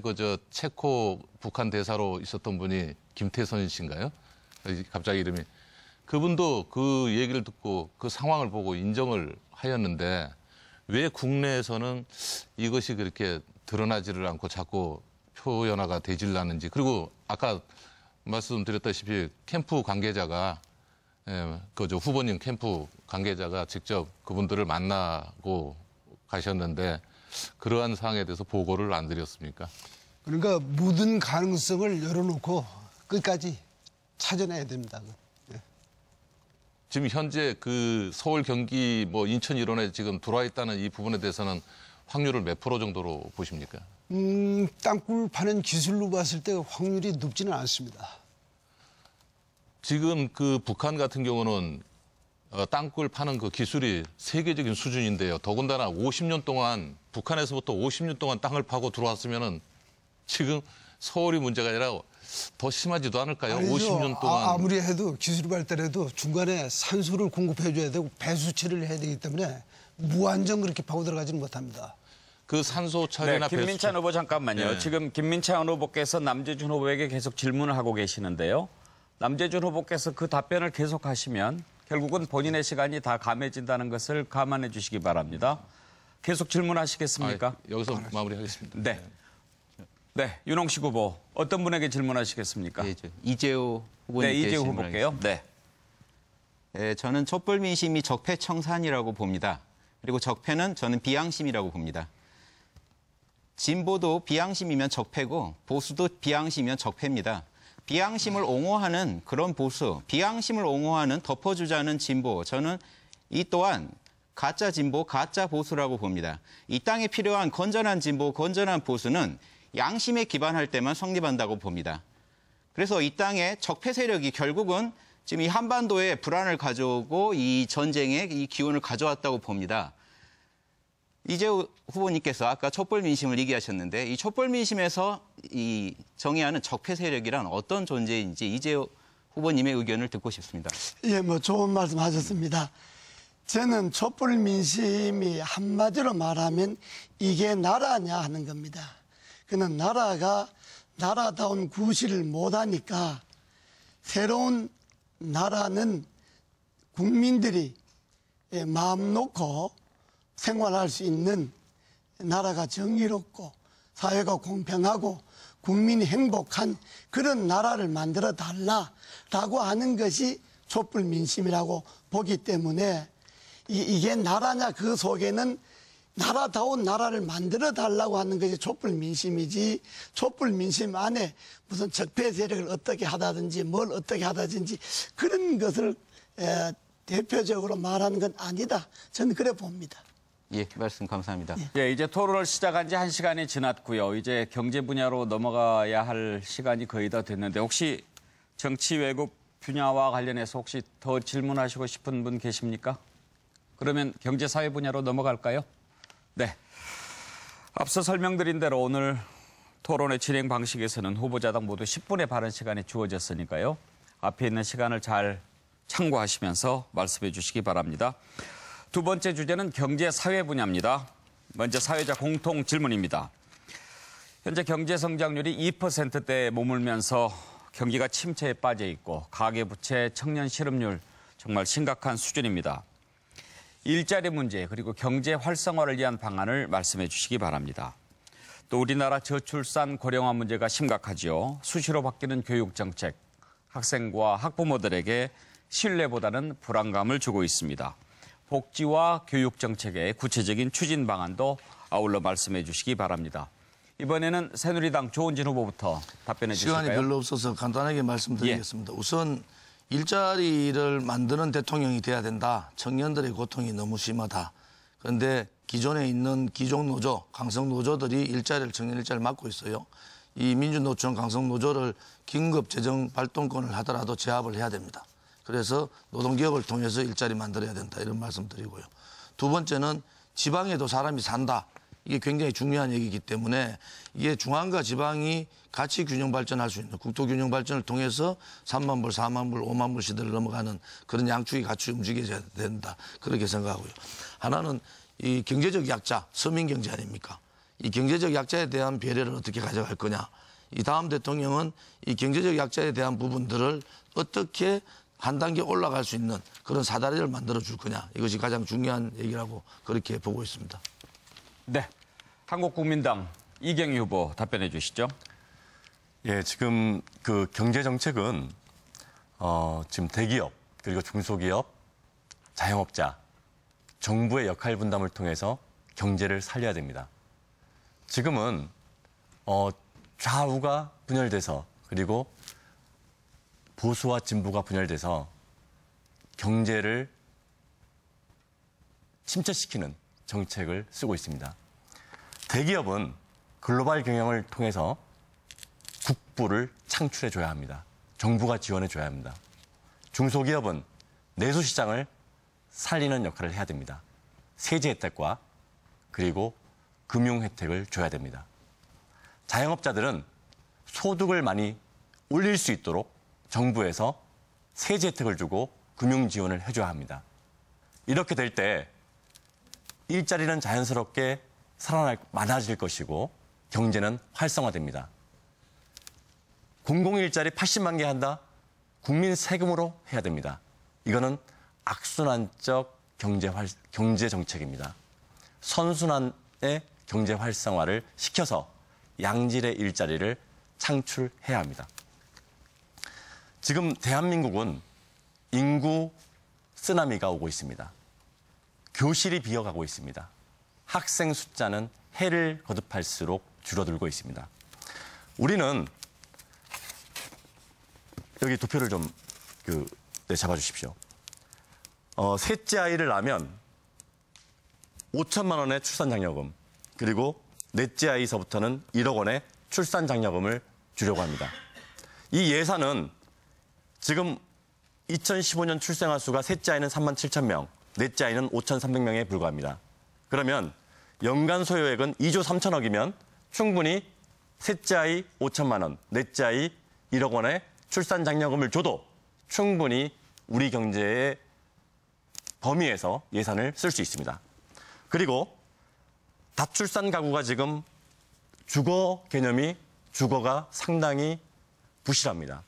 자, 셋째 아이 출산하면 24평 아파트를, 그리고 넷째 아이 33평, 다섯째 아이는 42평 아파트를 막내 자녀가 성인이 될 때까지 무상임대하겠습니다. 이 예산은 구축하는 데 6조 4천억이 들죠. 근데 이것은 국가가 소유하는 것입니다. 지속 가능합니다. 청년 정책으로 청년청을 설치해서 청년의 일자리를 돕겠습니다. 그리고 군 전역 시 전역 수당을 600만 원 지불하려고 합니다. 이 또한 일시적인 한 번에 끝나는 복지 정책이기 때문에 지속 가능한 복지 정책입니다. 청년 복지 카드를 도입해서 청년 복지비를 매월 100만 원씩 지급하겠습니다. 청년들이 주거비 그리고 교육비, 생활비 쓸 수 있어야 됩니다. 이것 또한 취업 후에 전액 상환해야 됩니다. 지속 가능한 복지 정책입니다. 군 복무 기간을 16개월로 단축하겠습니다. 이상으로 경제 활성화와 그리고 출산 정책 그리고 청년 정책을 말씀드렸습니다. 통일이 답이다. 이경입니다. 네. 이경희 후보께서 도표까지 가지고 와서 잘 설명을 해주셨는데 후보들 간의 형평을 위해서 저희가 도표를 특별히 크게 잡아드리지는 않았다는 점을 양해해 주시기 바랍니다.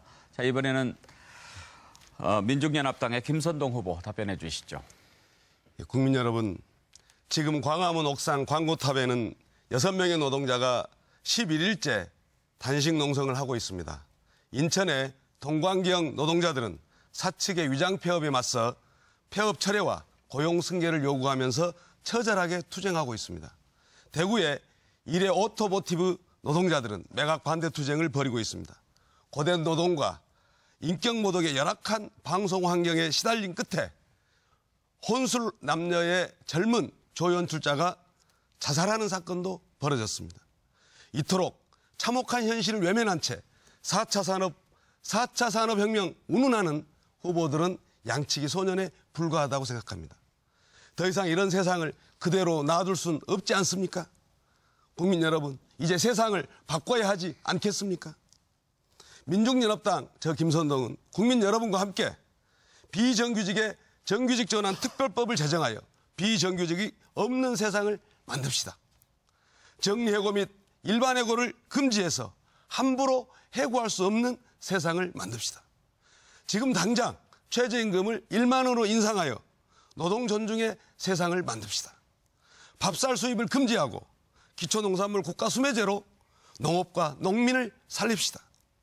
청년부 장관을 설립하고 등록금 100만 원 상한제로 청년들을 위한 나라를 만듭시다.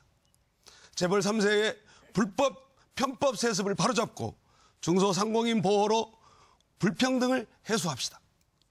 부자 증세와 예산 개혁으로 복지 재원을 마련합시다. 무상의료, 무상교육, 물, 전기, 가스는 무상 공급하고 공공주택으로 복지를 확대합시다. 차별금지법을 제정하고 여성, 장애인, 성소수자에 대한 차별을 없는 사회를 만듭시다. 세월호 미수습자의 조기 수습과 온전한 진상규명과 책임자 처벌로 안전한 사회를 만듭시다. 노동시간 주 68시간을 52시간으로 단축하면 50만 개 이상의 일자리를 만들 수 있습니다.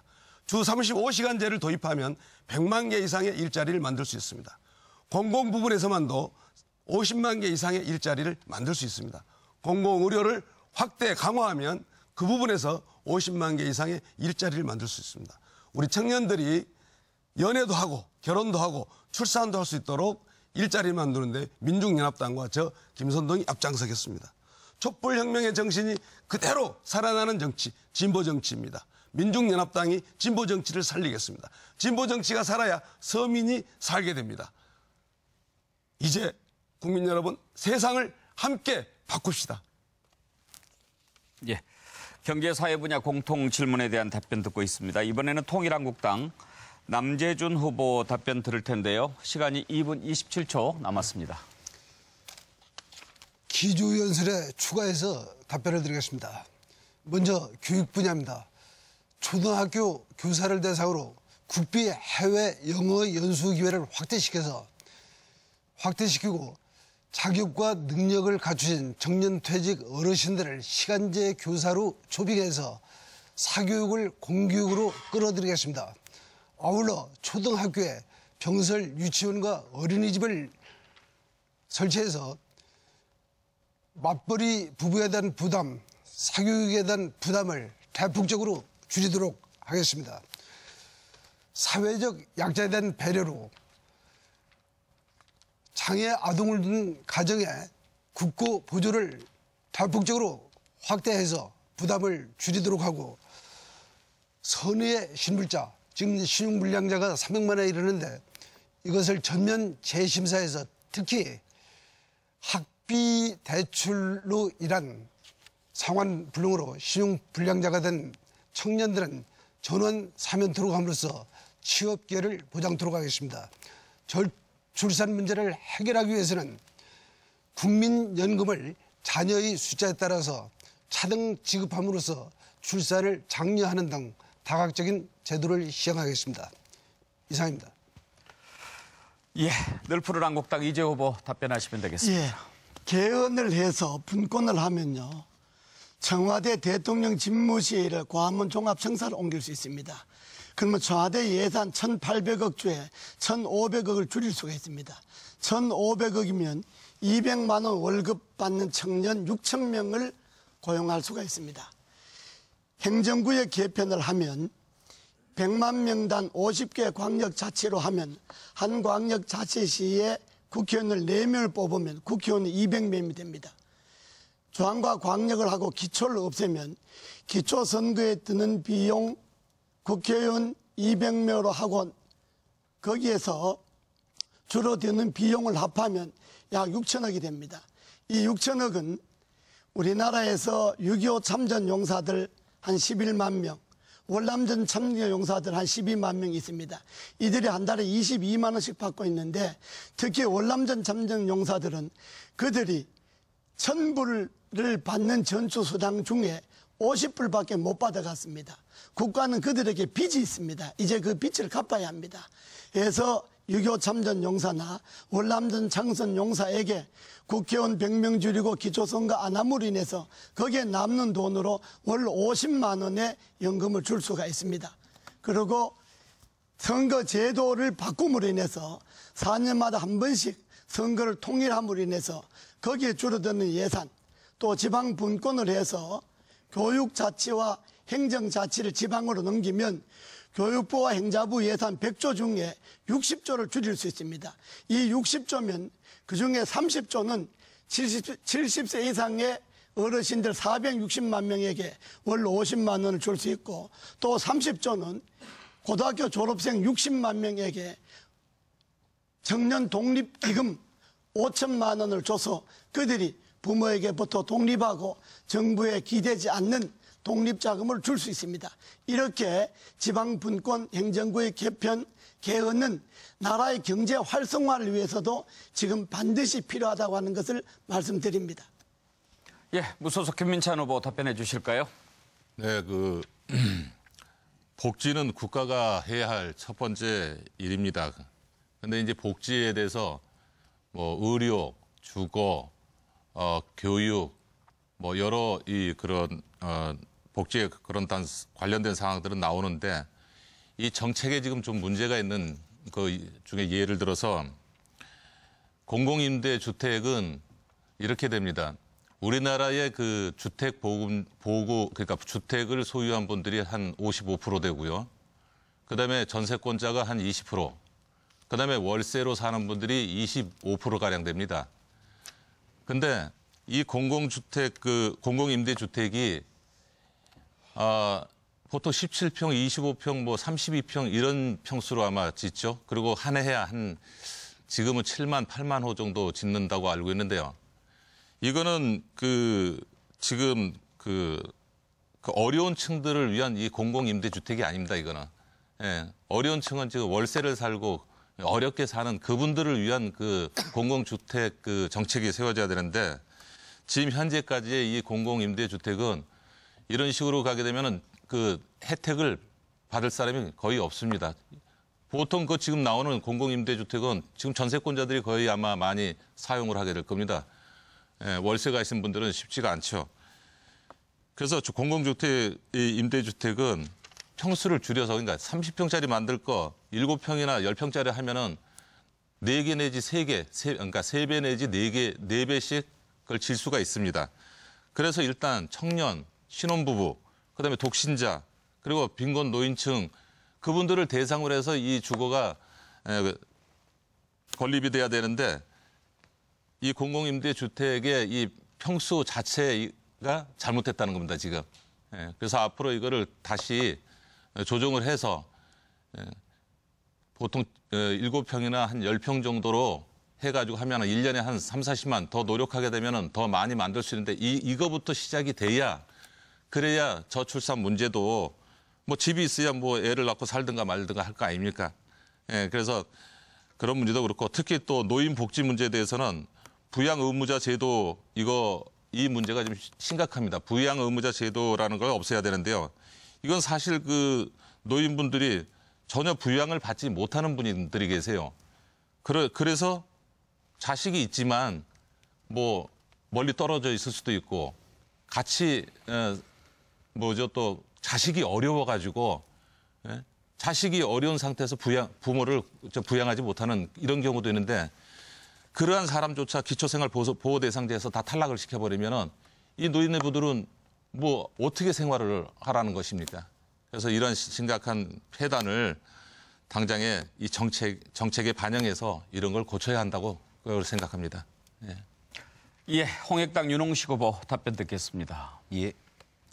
일단 지금 우리 국민들이 걱정하는 일자리 문제는 4차 산업혁명과도 긴밀하게 연결돼 있습니다.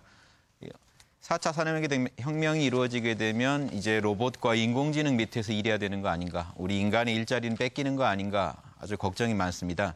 이런 부분에 대해서까지 우리가 고민하면서 답을 내야 된다고 봅니다.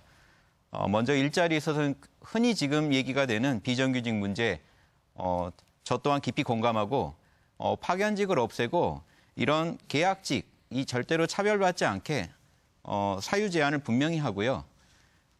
계약서에 이 또 다른 이력서에 이 계약직 표기를 안 하도록 해서 경력을 또 보호해주는 그런 정책을 펴면 어떨까 합니다. 그리고 중소기업이 현재 창업을 지원한다고 국가적으로 많이 지원금이 나가지만 실제로 실태를 보면 서류만 제출하고 이렇게 국가의 돈을 이런 빼가는 경우가 많습니다. 또 이걸 막기 위해 더 복잡한 서류 작업을 지시했을 때 서류를 제출하느라고 실질적으로 창업이 힘든 경우도 많이 있다고 들었습니다.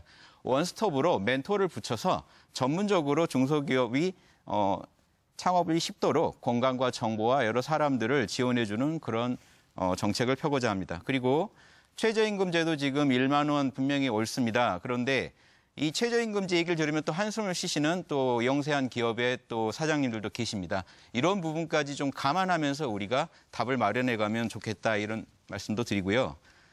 그리고 지금 이제 4차 산업혁명 관련해서 말씀드리자면 결국 인간의 일자리는 줄어들게 돼 있습니다. 그러면 기계나 로봇이 인공지능이 못하는 인간만의 영역을 찾아야 됩니다. 그런 면에서 제가 아까도 말씀드렸던 인간의 본질이 양심이라는 데 집중해서 서로 돕고 서로를 널리 이롭게 해주는 내가 당해서 싫은 걸 남한테 하지 않는 이 양심 문화 속에서 우리가 또 새로운 일자리를 창출할 수 있다고 봅니다. 지금 가정주부의 이 가사노동만 해도 얼마나 인간의 양심을 충족시키는 그리고 부가가치를 창출하는 노동입니까? 하지만 정확한 책정을 하지 않습니다. 그리고 시장에서 적정한 페이가 주어지지 않으면 이 값이 주어지지 않으면 인정하지 않습니다. 이 부분에 대해서 이제 본격적으로 인간의 가치 있는 노동이 무엇인지 연구해야 될 때라고 보고요. 저의 양심 철학이 반드시 이 부분에 큰 역할을 할 수 있다고 봅니다. 세계인문학 포럼에서 제 양심 철학이 작년에 발표된 적도 있습니다. 논문으로. 예, 그래서 저는 지금 분명히 세계적으로 충분히 발표할 수 있는 이 양심 철학을 바탕으로 간단합니다. 내가 당해서 싫은 거 남한테 안 하면 됩니다. 이 일자리, 복지, 이 육아의 모든 문제에서도 내가 국민이라면 정말 싫겠다 하는 짓 안 하면 됩니다. 국민 열받게 하지 않으면 광화문에 모이지 않습니다. 그 추운 날 왜 모입니까? 열받으면 모입니다. 왜 모입니까? 양심 때문에 모입니다. 양심은 추위도 물리칩니다. 양심을 만족시키는 게 정말로 복지의 핵심이고 또 우리가 이 교육제도에서도 반드시 우리가 강조해야 될 부분이라고 봅니다. 양심 교육이 강화될 때 공교육이 정상화됩니다. 앞으로 지식은 다양한 방면으로 인터넷에서 다양한 방식으로 우리가 흡수할 수 있습니다. 하지만 학교가 필요한 이유는 결국 멘토가 필요하고 인생의 선배가 필요하기 때문입니다. 양심 교육이 필수고요. 복지에 있어서도 뭐 보편이냐 선별이냐 따지기 전에 남을 나처럼 여겨서 안타까워서 나가는 복지, 이게 우리 복지의 핵심이라는 걸 잊지 않았으면 좋겠습니다. 이 모든 얘기를 또 하고 나면 또 육아 얘기도 빠뜨릴 수 없죠. 육아도요. 국공립 유치원 어린이집을 많이 제공해서 국가가 24시간 육아를 책임질 수 있고 여성의 경력이 단절되지 않도록 도와야 된다고 봅니다. 이 많은 얘기를 드렸지만 답은 양심코리아, 홍익세상의 건설에 가장 우리가 방점을 두고 우리가 추구해야 된다고 봅니다. 네, 윤홍식 후보께서는 이제 발언 시간을 모두 다 사용하셨습니다. 네, 참고해 주시기 바랍니다. 일자리 문제, 경제 활성화, 복지, 교육 정책 등 경제 사회 분야에 관한 공통 질문에 대한 답변 듣고 있습니다. 경제국당 오영국 후보 답변해 주시죠. 네, 감사합니다. 먼저 국제금융혁신의 주도국으로 만들겠습니다. 국제금융원을 신설하여 국제금융, 국제법리, 국제정보, 국제기구, 국제재단, 국제과학, 국제무역 등에 대한 공약으로는 자율경제, 자율금융, 자율기업, 자율복지로 지향하도록 하고 앞으로 다가올 전자화폐 시대에 맞춰서 관리기관 육성을 통해 미래 시대의 전자화폐 교환에 국제결제 중심국으로 되도록 하며 국제법을 제정하고 대한민국을 국제금융의 중심국으로 만들겠습니다. 둘째, 남해안 해양관광 개발 및 제주도를 환상의 섬으로 개발하겠습니다. 대한민국은 부존 자원이 없는 나라입니다. 인재와 기술 그리고 관광산업으로 살아야 합니다. 부산에서 목포까지 남해안의 섬과 섬을 다리로 연결하고 남해안 관광 산업을 적극 육성하겠습니다. 제주도는 환상의 섬으로 개발해 리조트 등 활성화 시켜서 국제적 해양 관광의 메카로 만들어 일자리 창출과 관광 수익을 창출하겠습니다. 셋째, 유통시장 규제 완화에 힘을 쓰겠습니다. 지금 유통시장이 800만 명이 넘는 유통시장에 모든 법이 악법으로 되어 있습니다. 악법을 폐지하고 완화하여 외국으로 빠져나가는 외화를 잡아두고 외국의 수익에 외국 돈을 수입하는 그런 일을 하도록 하겠습니다. 그리고 700만 명 이상 되는 신용불량자를 국가 차원에서 신용회복 및 청산 그리고 개인빚 청산하여 구제하고 산업 활성화와 일자리를 확대하겠습니다. 넷째, 건국 이후 누적된 형사 범죄자의 대사면입니다. 1. 1945년 건국 이래 40년, 50년간 급속한 경제사회 발전 과정과 IMF 사태로 발생된 경제 문제로 인한 형사범, 생활범, 기업 부도범 등 강력범과 파렴치한 범인을 제외하고 형기 만료 5년 이상 된 모든 국민을 전면 전과 기록을 완전 삭제하도록 하겠습니다. 그리고 강력범, 살인, 강도, 강간, 폭행, 폭력을 제외한 모든 사람들을 사면 방면토록 하겠습니다. 이는 일부 도덕적 해이 문제를 따질 수도 있겠으나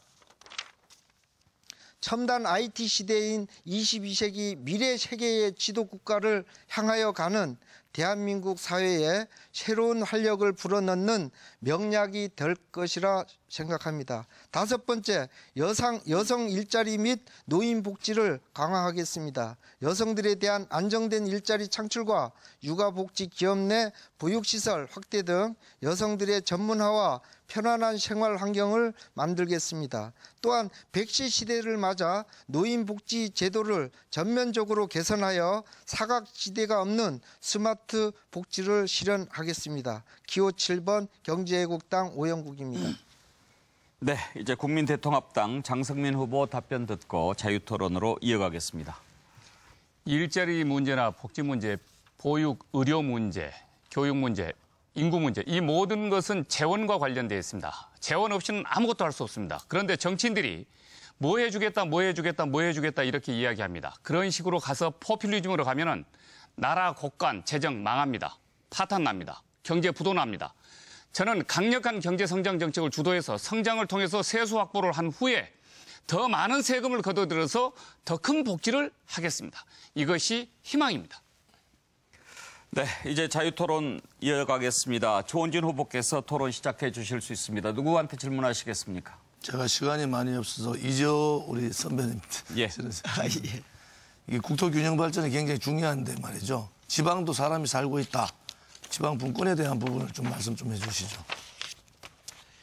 지방 분권은 현재 광역과 기초는 너무 편차가 많기 때문에 전국을 100만 명 단위로 50개 광역자치시를 만들고 그 50개 광역자치시의 행정, 교육, 치안, 재정, 법안을 그 100만 명 단위 광역시에 맞게 분권을 함으로 인해서 지방이 중앙에 예속되지 않고 또 광역시장과 그 광역시의 교육장, 그 광역시의 경찰청장을 동시에 선거로 뽑아서 지방이 중앙에 예속되지 않도록 하는 것. 이것이 지방 분권의 핵심입니다. 예. 재정 독립하고 인사 독립이 제일 중요하겠죠. 그렇습니다. 예. 예. 어떤 분 말씀하실까요? 참고로 남은 시간을 좀 알려드리겠습니다. 윤홍식 후보께서는 발언 시간을 다 쓰셨고요. 장성민 후보는 24초가 남아 있습니다. 오영국 후보는 46초 남으셨고요.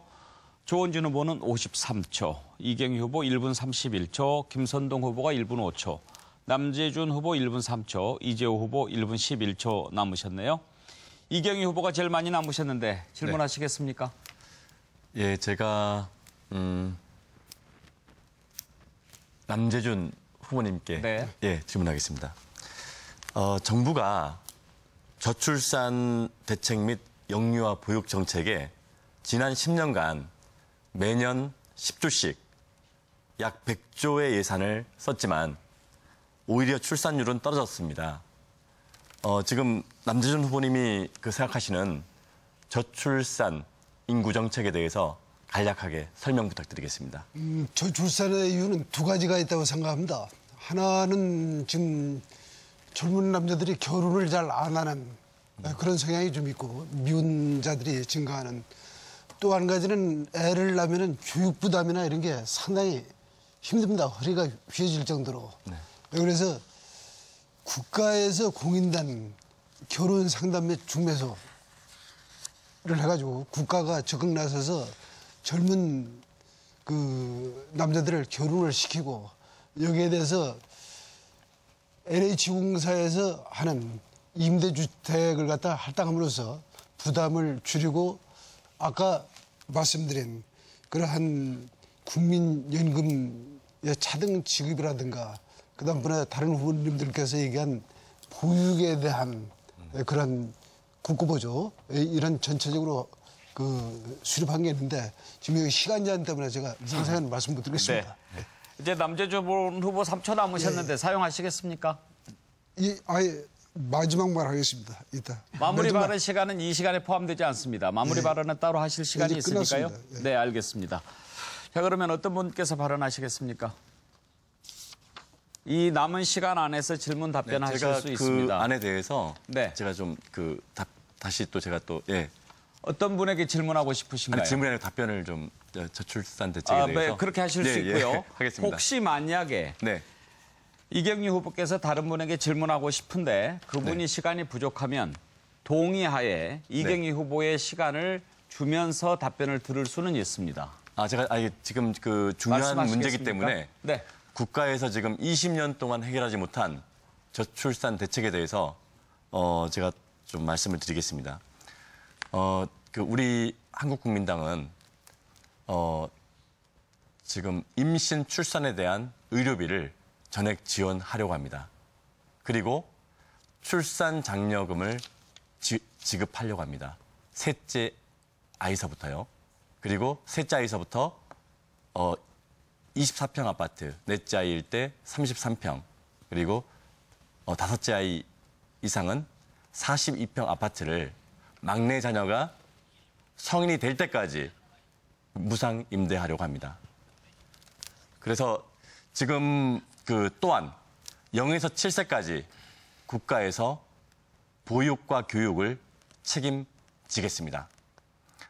지금 실질적인 정책으로 저출산 대책을 정책으로 풀어야 되지만 현재의 기존 여야 정치권은 해결하지 못하고 있습니다. 네, 이경희 후보께서도 이제 발언 시간을 다 쓰셨습니다. 네, 김선동 후보 토론해 주십시오.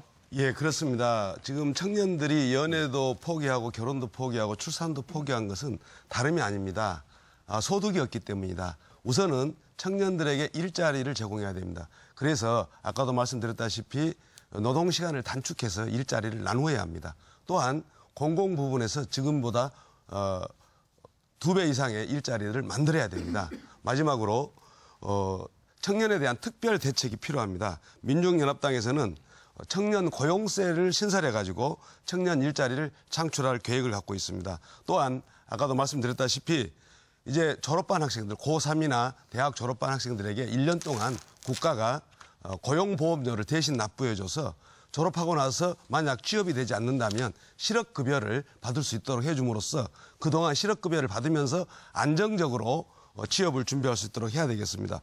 또한 국민연금 청년 크레딧을 실시해서 우리 청년들에게 희망을 줘야 되지 않겠는가 생각하고요. 무엇보다도 우리 청년들 대학 등록금 부담이 매우 큽니다. 연간 100만 원 상한제를 실시해야 된다고 봅니다. 네, 김선동 후보께서도 발언 시간 다 사용하셨는데요. 남은 시간에 질문 안 하고 본인 입장을 밝히셔도 됩니다. 그리고 참고로 발언 시간이 초과된 경우에는 얼굴이 큰 화면으로 넘어간다는 것을 참고해 주시면 좋겠습니다. 장성민 후보가 손을 들으셨는데요. 24초 남았습니다. 네, 이 저출산 문제도 그렇고 일자리 창출 문제도 그렇고 사실상 청년 실업이 지금 9.8%가 됐는데요. 그리고 우리나라 가계부채가 지금 1,344조 3천억이 됐습니다. 이 모든 문제를 풀 수 있는 것은 제조업과 서비스업을 확대시켜야 되고 수출 주도 정책을 펼쳐야 되고 강력한 성장을 통해서 강력한 세수 확보를 해야만이 재원이 가능하다. 이것만이 복지 정책을 일거에 싹 해결할 수 있다. 이런 입장을 전해드립니다. 네. 네, 김민찬 후보 말씀하시죠. 예, 제가 국정 운영 원칙 중 하나가 국가진단위원회를 설치하는 것을 말했었습니다. 그거는 뭐냐면은 지금 정책은 많지만은 그 정책이 실현되려면 일단 이런 것 같습니다. 사과나무 한 그루를 심을 때 오염된 땅에다가 그 사과나무를 심으면은 과실은 튼튼하게 열리지 않습니다. 그 오염된 땅을 다 갈아엎고 거기다가 새로운 땅에다가 사과나무를 심어야 좋은 과실이 열리는 듯이 우리나라 지금 현재 이 전체 운영 시스템 정책을 넣는다고 해서 좋은 것이 아니고 정책을 넣어봐야 오염된 잘못된 시스템 안에 그 정책이 거기서 빛을 발하겠느냐 이거죠. 사람이 아프면 진단받아서 병명을 알아서 치료를 해야 하듯이 국가도 진단을 받아서 치료를 해야 건강한 국가가 되는 것입니다. 예. 예. 이재 후보께서 말씀하시겠습니까? 1분 11초가 남았습니다. 예. 네.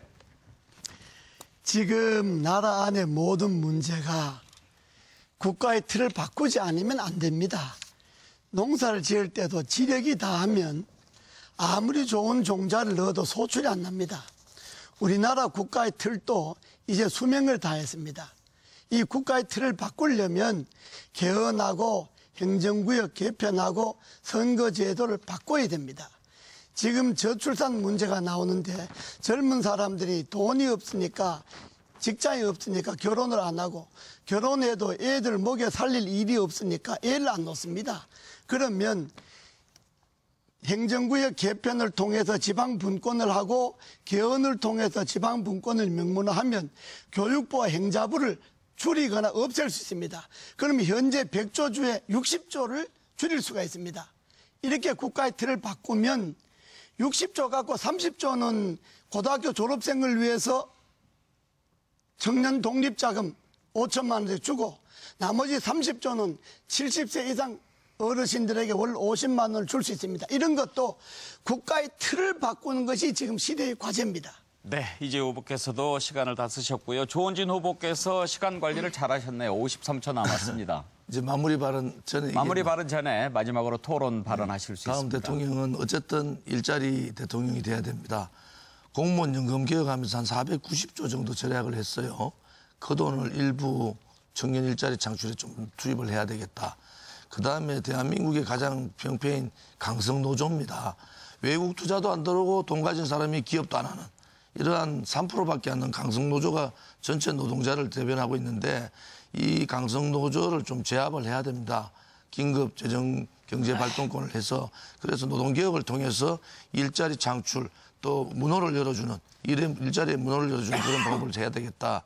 그다음에 교육 문제는 교육감 직선제 이거 병폐입니다. 그래서 사교육을 이제 상한제 80% 상한제 정도 두면은 이런 교육 문제도 어느 정도 가지 않겠느냐. 그래서 모든 것을 젊은이들의 일자리 창출에 전력을 다하는 그러한 일자리 대통령이 필요하다. 그렇게 생각합니다. 예. 오영구 후보께서 이제 46초 남았는데 말씀하시죠. 예, 저는 1년 예산이 410조가 되는데 거기에서 우리 복지에 쓰는 돈이 3.5%밖에 안 됩니다. 우리 OECD 국가에서 봤을 때 9% 이상 써야 그래도 복지할 수 있는 나라다 이렇게 보는 겁니다. 그런데 지금 현재 거기에 아예 미달된 대한민국이라는 게 너무 안타깝습니다.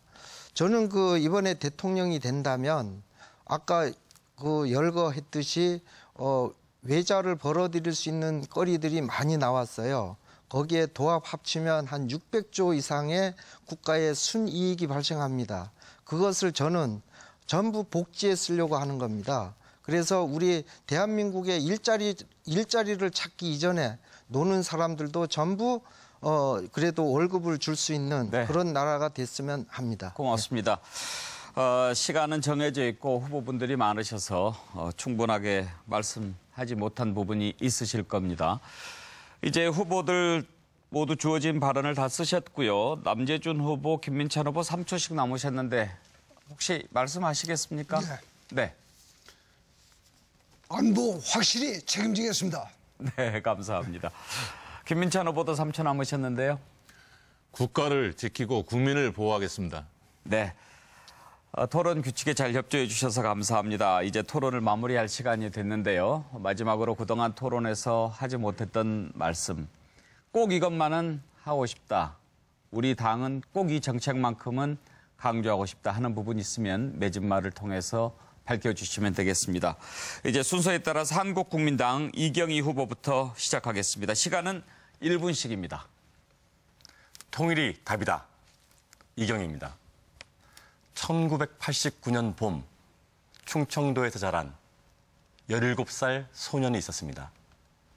그 소년은 분단 현실에 분단의 아픔을 가슴에 새기면서 민족 통일의 꿈을 키웠습니다. 대통령의 꿈을 키웠습니다.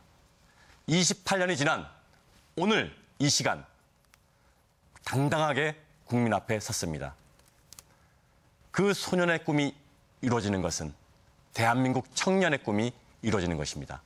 그 소년의 꿈이 이루어지는 것은 대한민국의 꿈이 이루어지는 것입니다. 그 소년의 꿈이 이루어지는 것은 한민족의 꿈이 이루어지는 것입니다. 통일이 답이다. 이경입니다. 감사합니다. 예. 민중연합당 김선동 후보 말씀하시죠. 사랑하고 존경하는 국민 여러분, 경상도 노동자 농민이 주구장창 한나라당 새누리당 찍은 결과가 무엇입니까? 비정규직 정리해고 노동탄압 수입 농산물로 돌아왔습니다. 전라도 노동자 농민이 주구장창 민주당 찍은 표가 어떻게 되었습니까? 마찬가지 아니었습니까? 이제 노동자 농민 서민을 살릴 투표를 합시다. 기호 10번 민중연합당 김선동에게 투표하여 노동자를 살리고 농민을 살리고 우리 서민을 살립시다. 자주, 민주, 통일의 진보 정치가 촛불 세대의 다른 미래를 열 것입니다. 민족의 자수성을 지키고 나라의 자주권을 되찾겠습니다. 민주주의와 민중 생존권을 지키겠습니다. 자주통일, 평화번영의 새 시대를 만들겠습니다. 이제 세상을 바꿀 민중연합당 김선동에게 힘을 모아주십시오. 10점 만점에 10점, 기호 10번 김선동과 함께 새로운 세상을 만들어 갑시다. 세상을 바꿉시다. 감사합니다. 통일한국당 남재준 후보 마무리 발언해 주십시오. 존경하는 국민 여러분, 제가 대통령이 되면 다시는 안보에 대하여 걱정하시지 않도록 하겠습니다. 종북좌파 척결하겠습니다. 부정부패 뿌리 뽑겠습니다. 강성 귀족노조와 전교조의 일탈된 행위에 대해서는 엄벌해서 건강한 사회를 만들겠습니다. 또한 갈등과 분단을 넘어서 자유민주주의와 시장 경제체제가 살아서 숨쉬는 통일된 하나의 위대하고 강력한 대한민국을 이룩하겠습니다. 기호 11번 남재준 후보에 대하여 조국에 봉사할 수 있는 마지막 기회를 주시기 바랍니다. 감사합니다. 예, 늘 푸른 한국당 이재 후보 말씀하시죠. 국민 여러분, 저는 대통령을 1년 안에 나라의 틀을 바꾸고 개헌과 행정구역 개편, 선거제도 개혁을 1년 안에 마무리하고 대통령직을 사임하겠습니다. 왜냐하면 개혁은 대통령이 되어서 1년 안에 안 하면 못합니다. 두 번째는 개헌과 행정구역 개편과 선거제도를 새로 바꾸면 새로 바꾼 그 틀에 의해서 새로운 인물을 뽑아야 합니다. 세 번째는 우리나라 선거가 매년 있기 때문에 돈도 너무 많이 들고 갈등과 분열이 지속됩니다. 선거 주기를 4년마다 통일하려면 누군가 임기를 내놔야 합니다. 그래서 대통령이나 국회의원이나 지방의원들 중에 대통령인 제가 1년 하고 4년 임기를 내놓고 내년 지방선거 때 4대 선거를 다시 해서 제7공화국을 출범시키겠습니다. 국민 여러분 1년만 나라를 구할 구원투수 9번 이재호에게 맡겨주십시오. 감사합니다. 무소속 김민찬 후보 맺은 말 듣겠습니다. 유일한 무소속 후보 기호 15번 김민찬입니다. 저의 대표 공약은 한반도 비핵화를 전제로 비무장지대 DMZ에 세계 문화예술 도시를 건립하는 것을 추구하고 있습니다. 이 공약이 실현될 경우 비무장지대가 평화와 안정을 상징하는 공간이 되어 한반도 평화는 물론 나아가 세계 평화에도 크게 기여하게 될 것입니다. 또한 세계 중심국 대한민국의 새 시대를 열어나가게 될 것입니다. 한반도 평화로 나아가는 길에 국민 여러분의 많은 지지와 성원을 부탁드립니다. 감사합니다. 네, 홍익당 윤홍식 후보 말씀하시죠. 예. 우리나라가 지금 힘든 것은 경제력 부족이나 군사력 부족이 아닙니다. 문화의 후진성 때문입니다. 양심 문화가 자리 잡을 때 우리나라는 양심 코리아로 비상하게 될 것입니다. 새로운 한류의 근원이 될 것입니다.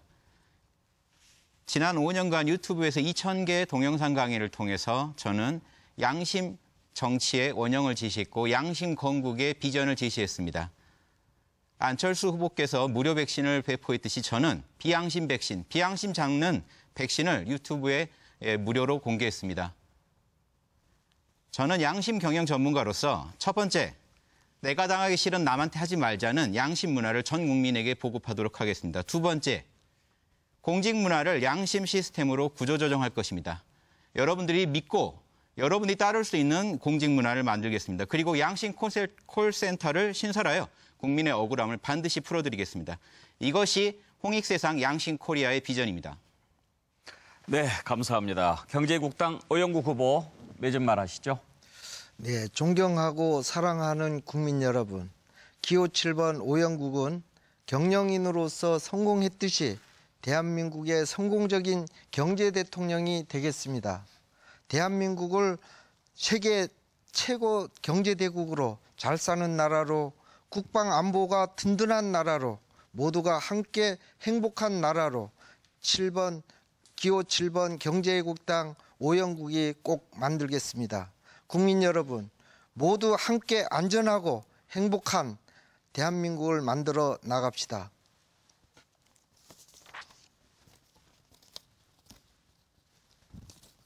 경제애국당 기호 7번 오영국 7가지 슬로건입니다. 마치셨습니까? 아니요, 지금 제 시간 쓰고 있습니다. 예. 예, 감사합니다. 네, 고맙습니다. 국민대통합당 장성민 후보 마무리 발언하시죠. 존경하고 사랑하는 국민 여러분, 우리 국민은 위대합니다. 조국 대한민국은 2차 대전 이후에 신생 120개 국가 가운데서 경제적 기적인 산업화와 정치적 기적인 민주화를 동시에 이룩한 단 한 개 국가입니다. 이렇게 우리 국민은 대단한 저력을 갖고 있는 민족이고 나라입니다. 미국의 골드만삭스사는 남북한이 서로 경제 협력을 해서 통일 경제를 이루면 2035년이면 1인당 개인 GDP 5만 불 시대, 그리고 2050년이면 1인당 개인 GDP 8만 불 시대로 미국 다음으로 세계 경제 2위 강국이 될 수 있다고 예견하고 있습니다. 저는 이런 조국 대한민국을 세계에서 강력한 경제적, 군사적 강대국으로 만들고 싶은 꿈이 있습니다. 그런 비전을 준비해 왔습니다. 그런데 그런 비전을 현실화시키는데 우선적인 문제는 이 낡고 썩은 정치를 청산해야 됩니다. 5월 9일 대통령 선거일은 국민 대청소의 날로 기억하시길 간곡히 부탁드리겠습니다. 대단히 감사합니다. 네, 새누리당 조은진 후보 마무리해 주십시오. 국민 여러분, 김정은 제압하고 핵을 완전히 제거할 수 있는 안보 대통령, 그다음에 대한민국의 정체성인 자유민주주의를 지킬 수 있는 자유민주주의 체제 수호 대통령, 또 서민 경제를 일으킬 수 있는 서민 대통령, 청년들의 일자리를 만들어줄 수 있는 일자리 대통령, 또 지방과 중앙이 함께 사는 국토균형 발전을 이루는 분권 대통령, 이러한 대통령이 필요하지 않으십니까? 저 조원진과 함께 합시다. 또 저는 지금 유승민 후보, 그다음에 홍준표 후보가 합쳐도 10%가 안 나옵니다. 이 두 사람은 벌써 보수 우파들의 심판을 받은 것이다. 그러면 보수 우파를 대표할 수 있는 저 조원진으로 단일화시켜 주시면은 제가 문재인 후보 확실하게 이기겠습니다. 또 하나는 안철수 후보 뒤에는 박지원이 있지 않습니까? 안철수 찍어주면은 박지원이 상황하는 겁니다. 문재인과 박지원 절대로 안 됩니다. 이제 보수 후보 단일화를 통해서 저 조원진이 1, 2, 3, 4, 5번 다 누르고 6번이 대통령 되는 그런 기적을 이루도록 하겠습니다. 함께 해주시기를 부탁드리겠습니다. 조원진을 찍으면은 조원진이 대통령 됩니다. 네, 고맙습니다. 9분 후보의 마무리 발언까지 잘 들었습니다. 오늘 시간이 많지 않았지만 끝까지 토론 규칙을 잘 지켜주시고 또 늦은 시간까지 피곤하실 텐데도 토론에 잘 임해 주셔서 감사하다는 말씀을 드립니다. 오늘 여러분의 말씀이 오는 5월 9일 대통령 선거에서 우리 국민들이 선택하는 데 큰 도움이 될 것으로 믿습니다. 늦은 시간까지 토론회를 지켜봐 주신 국민 여러분께도 감사의 말씀을 드립니다. 오늘 토론회는 중앙선거방송 토론위원회 홈페이지에서 다시 보실 수 있습니다. 그리고 4월 28일 금요일, 5월 2일 화요일 저녁 8시에 또 19대 대통령 선거 후보자 토론회가 열린다는 말씀도 드립니다. 이상으로 중앙선거방송 토론위원회가 주관한 제19대 대통령 선거 후보자 토론회를 모두 마치겠습니다. 감사합니다.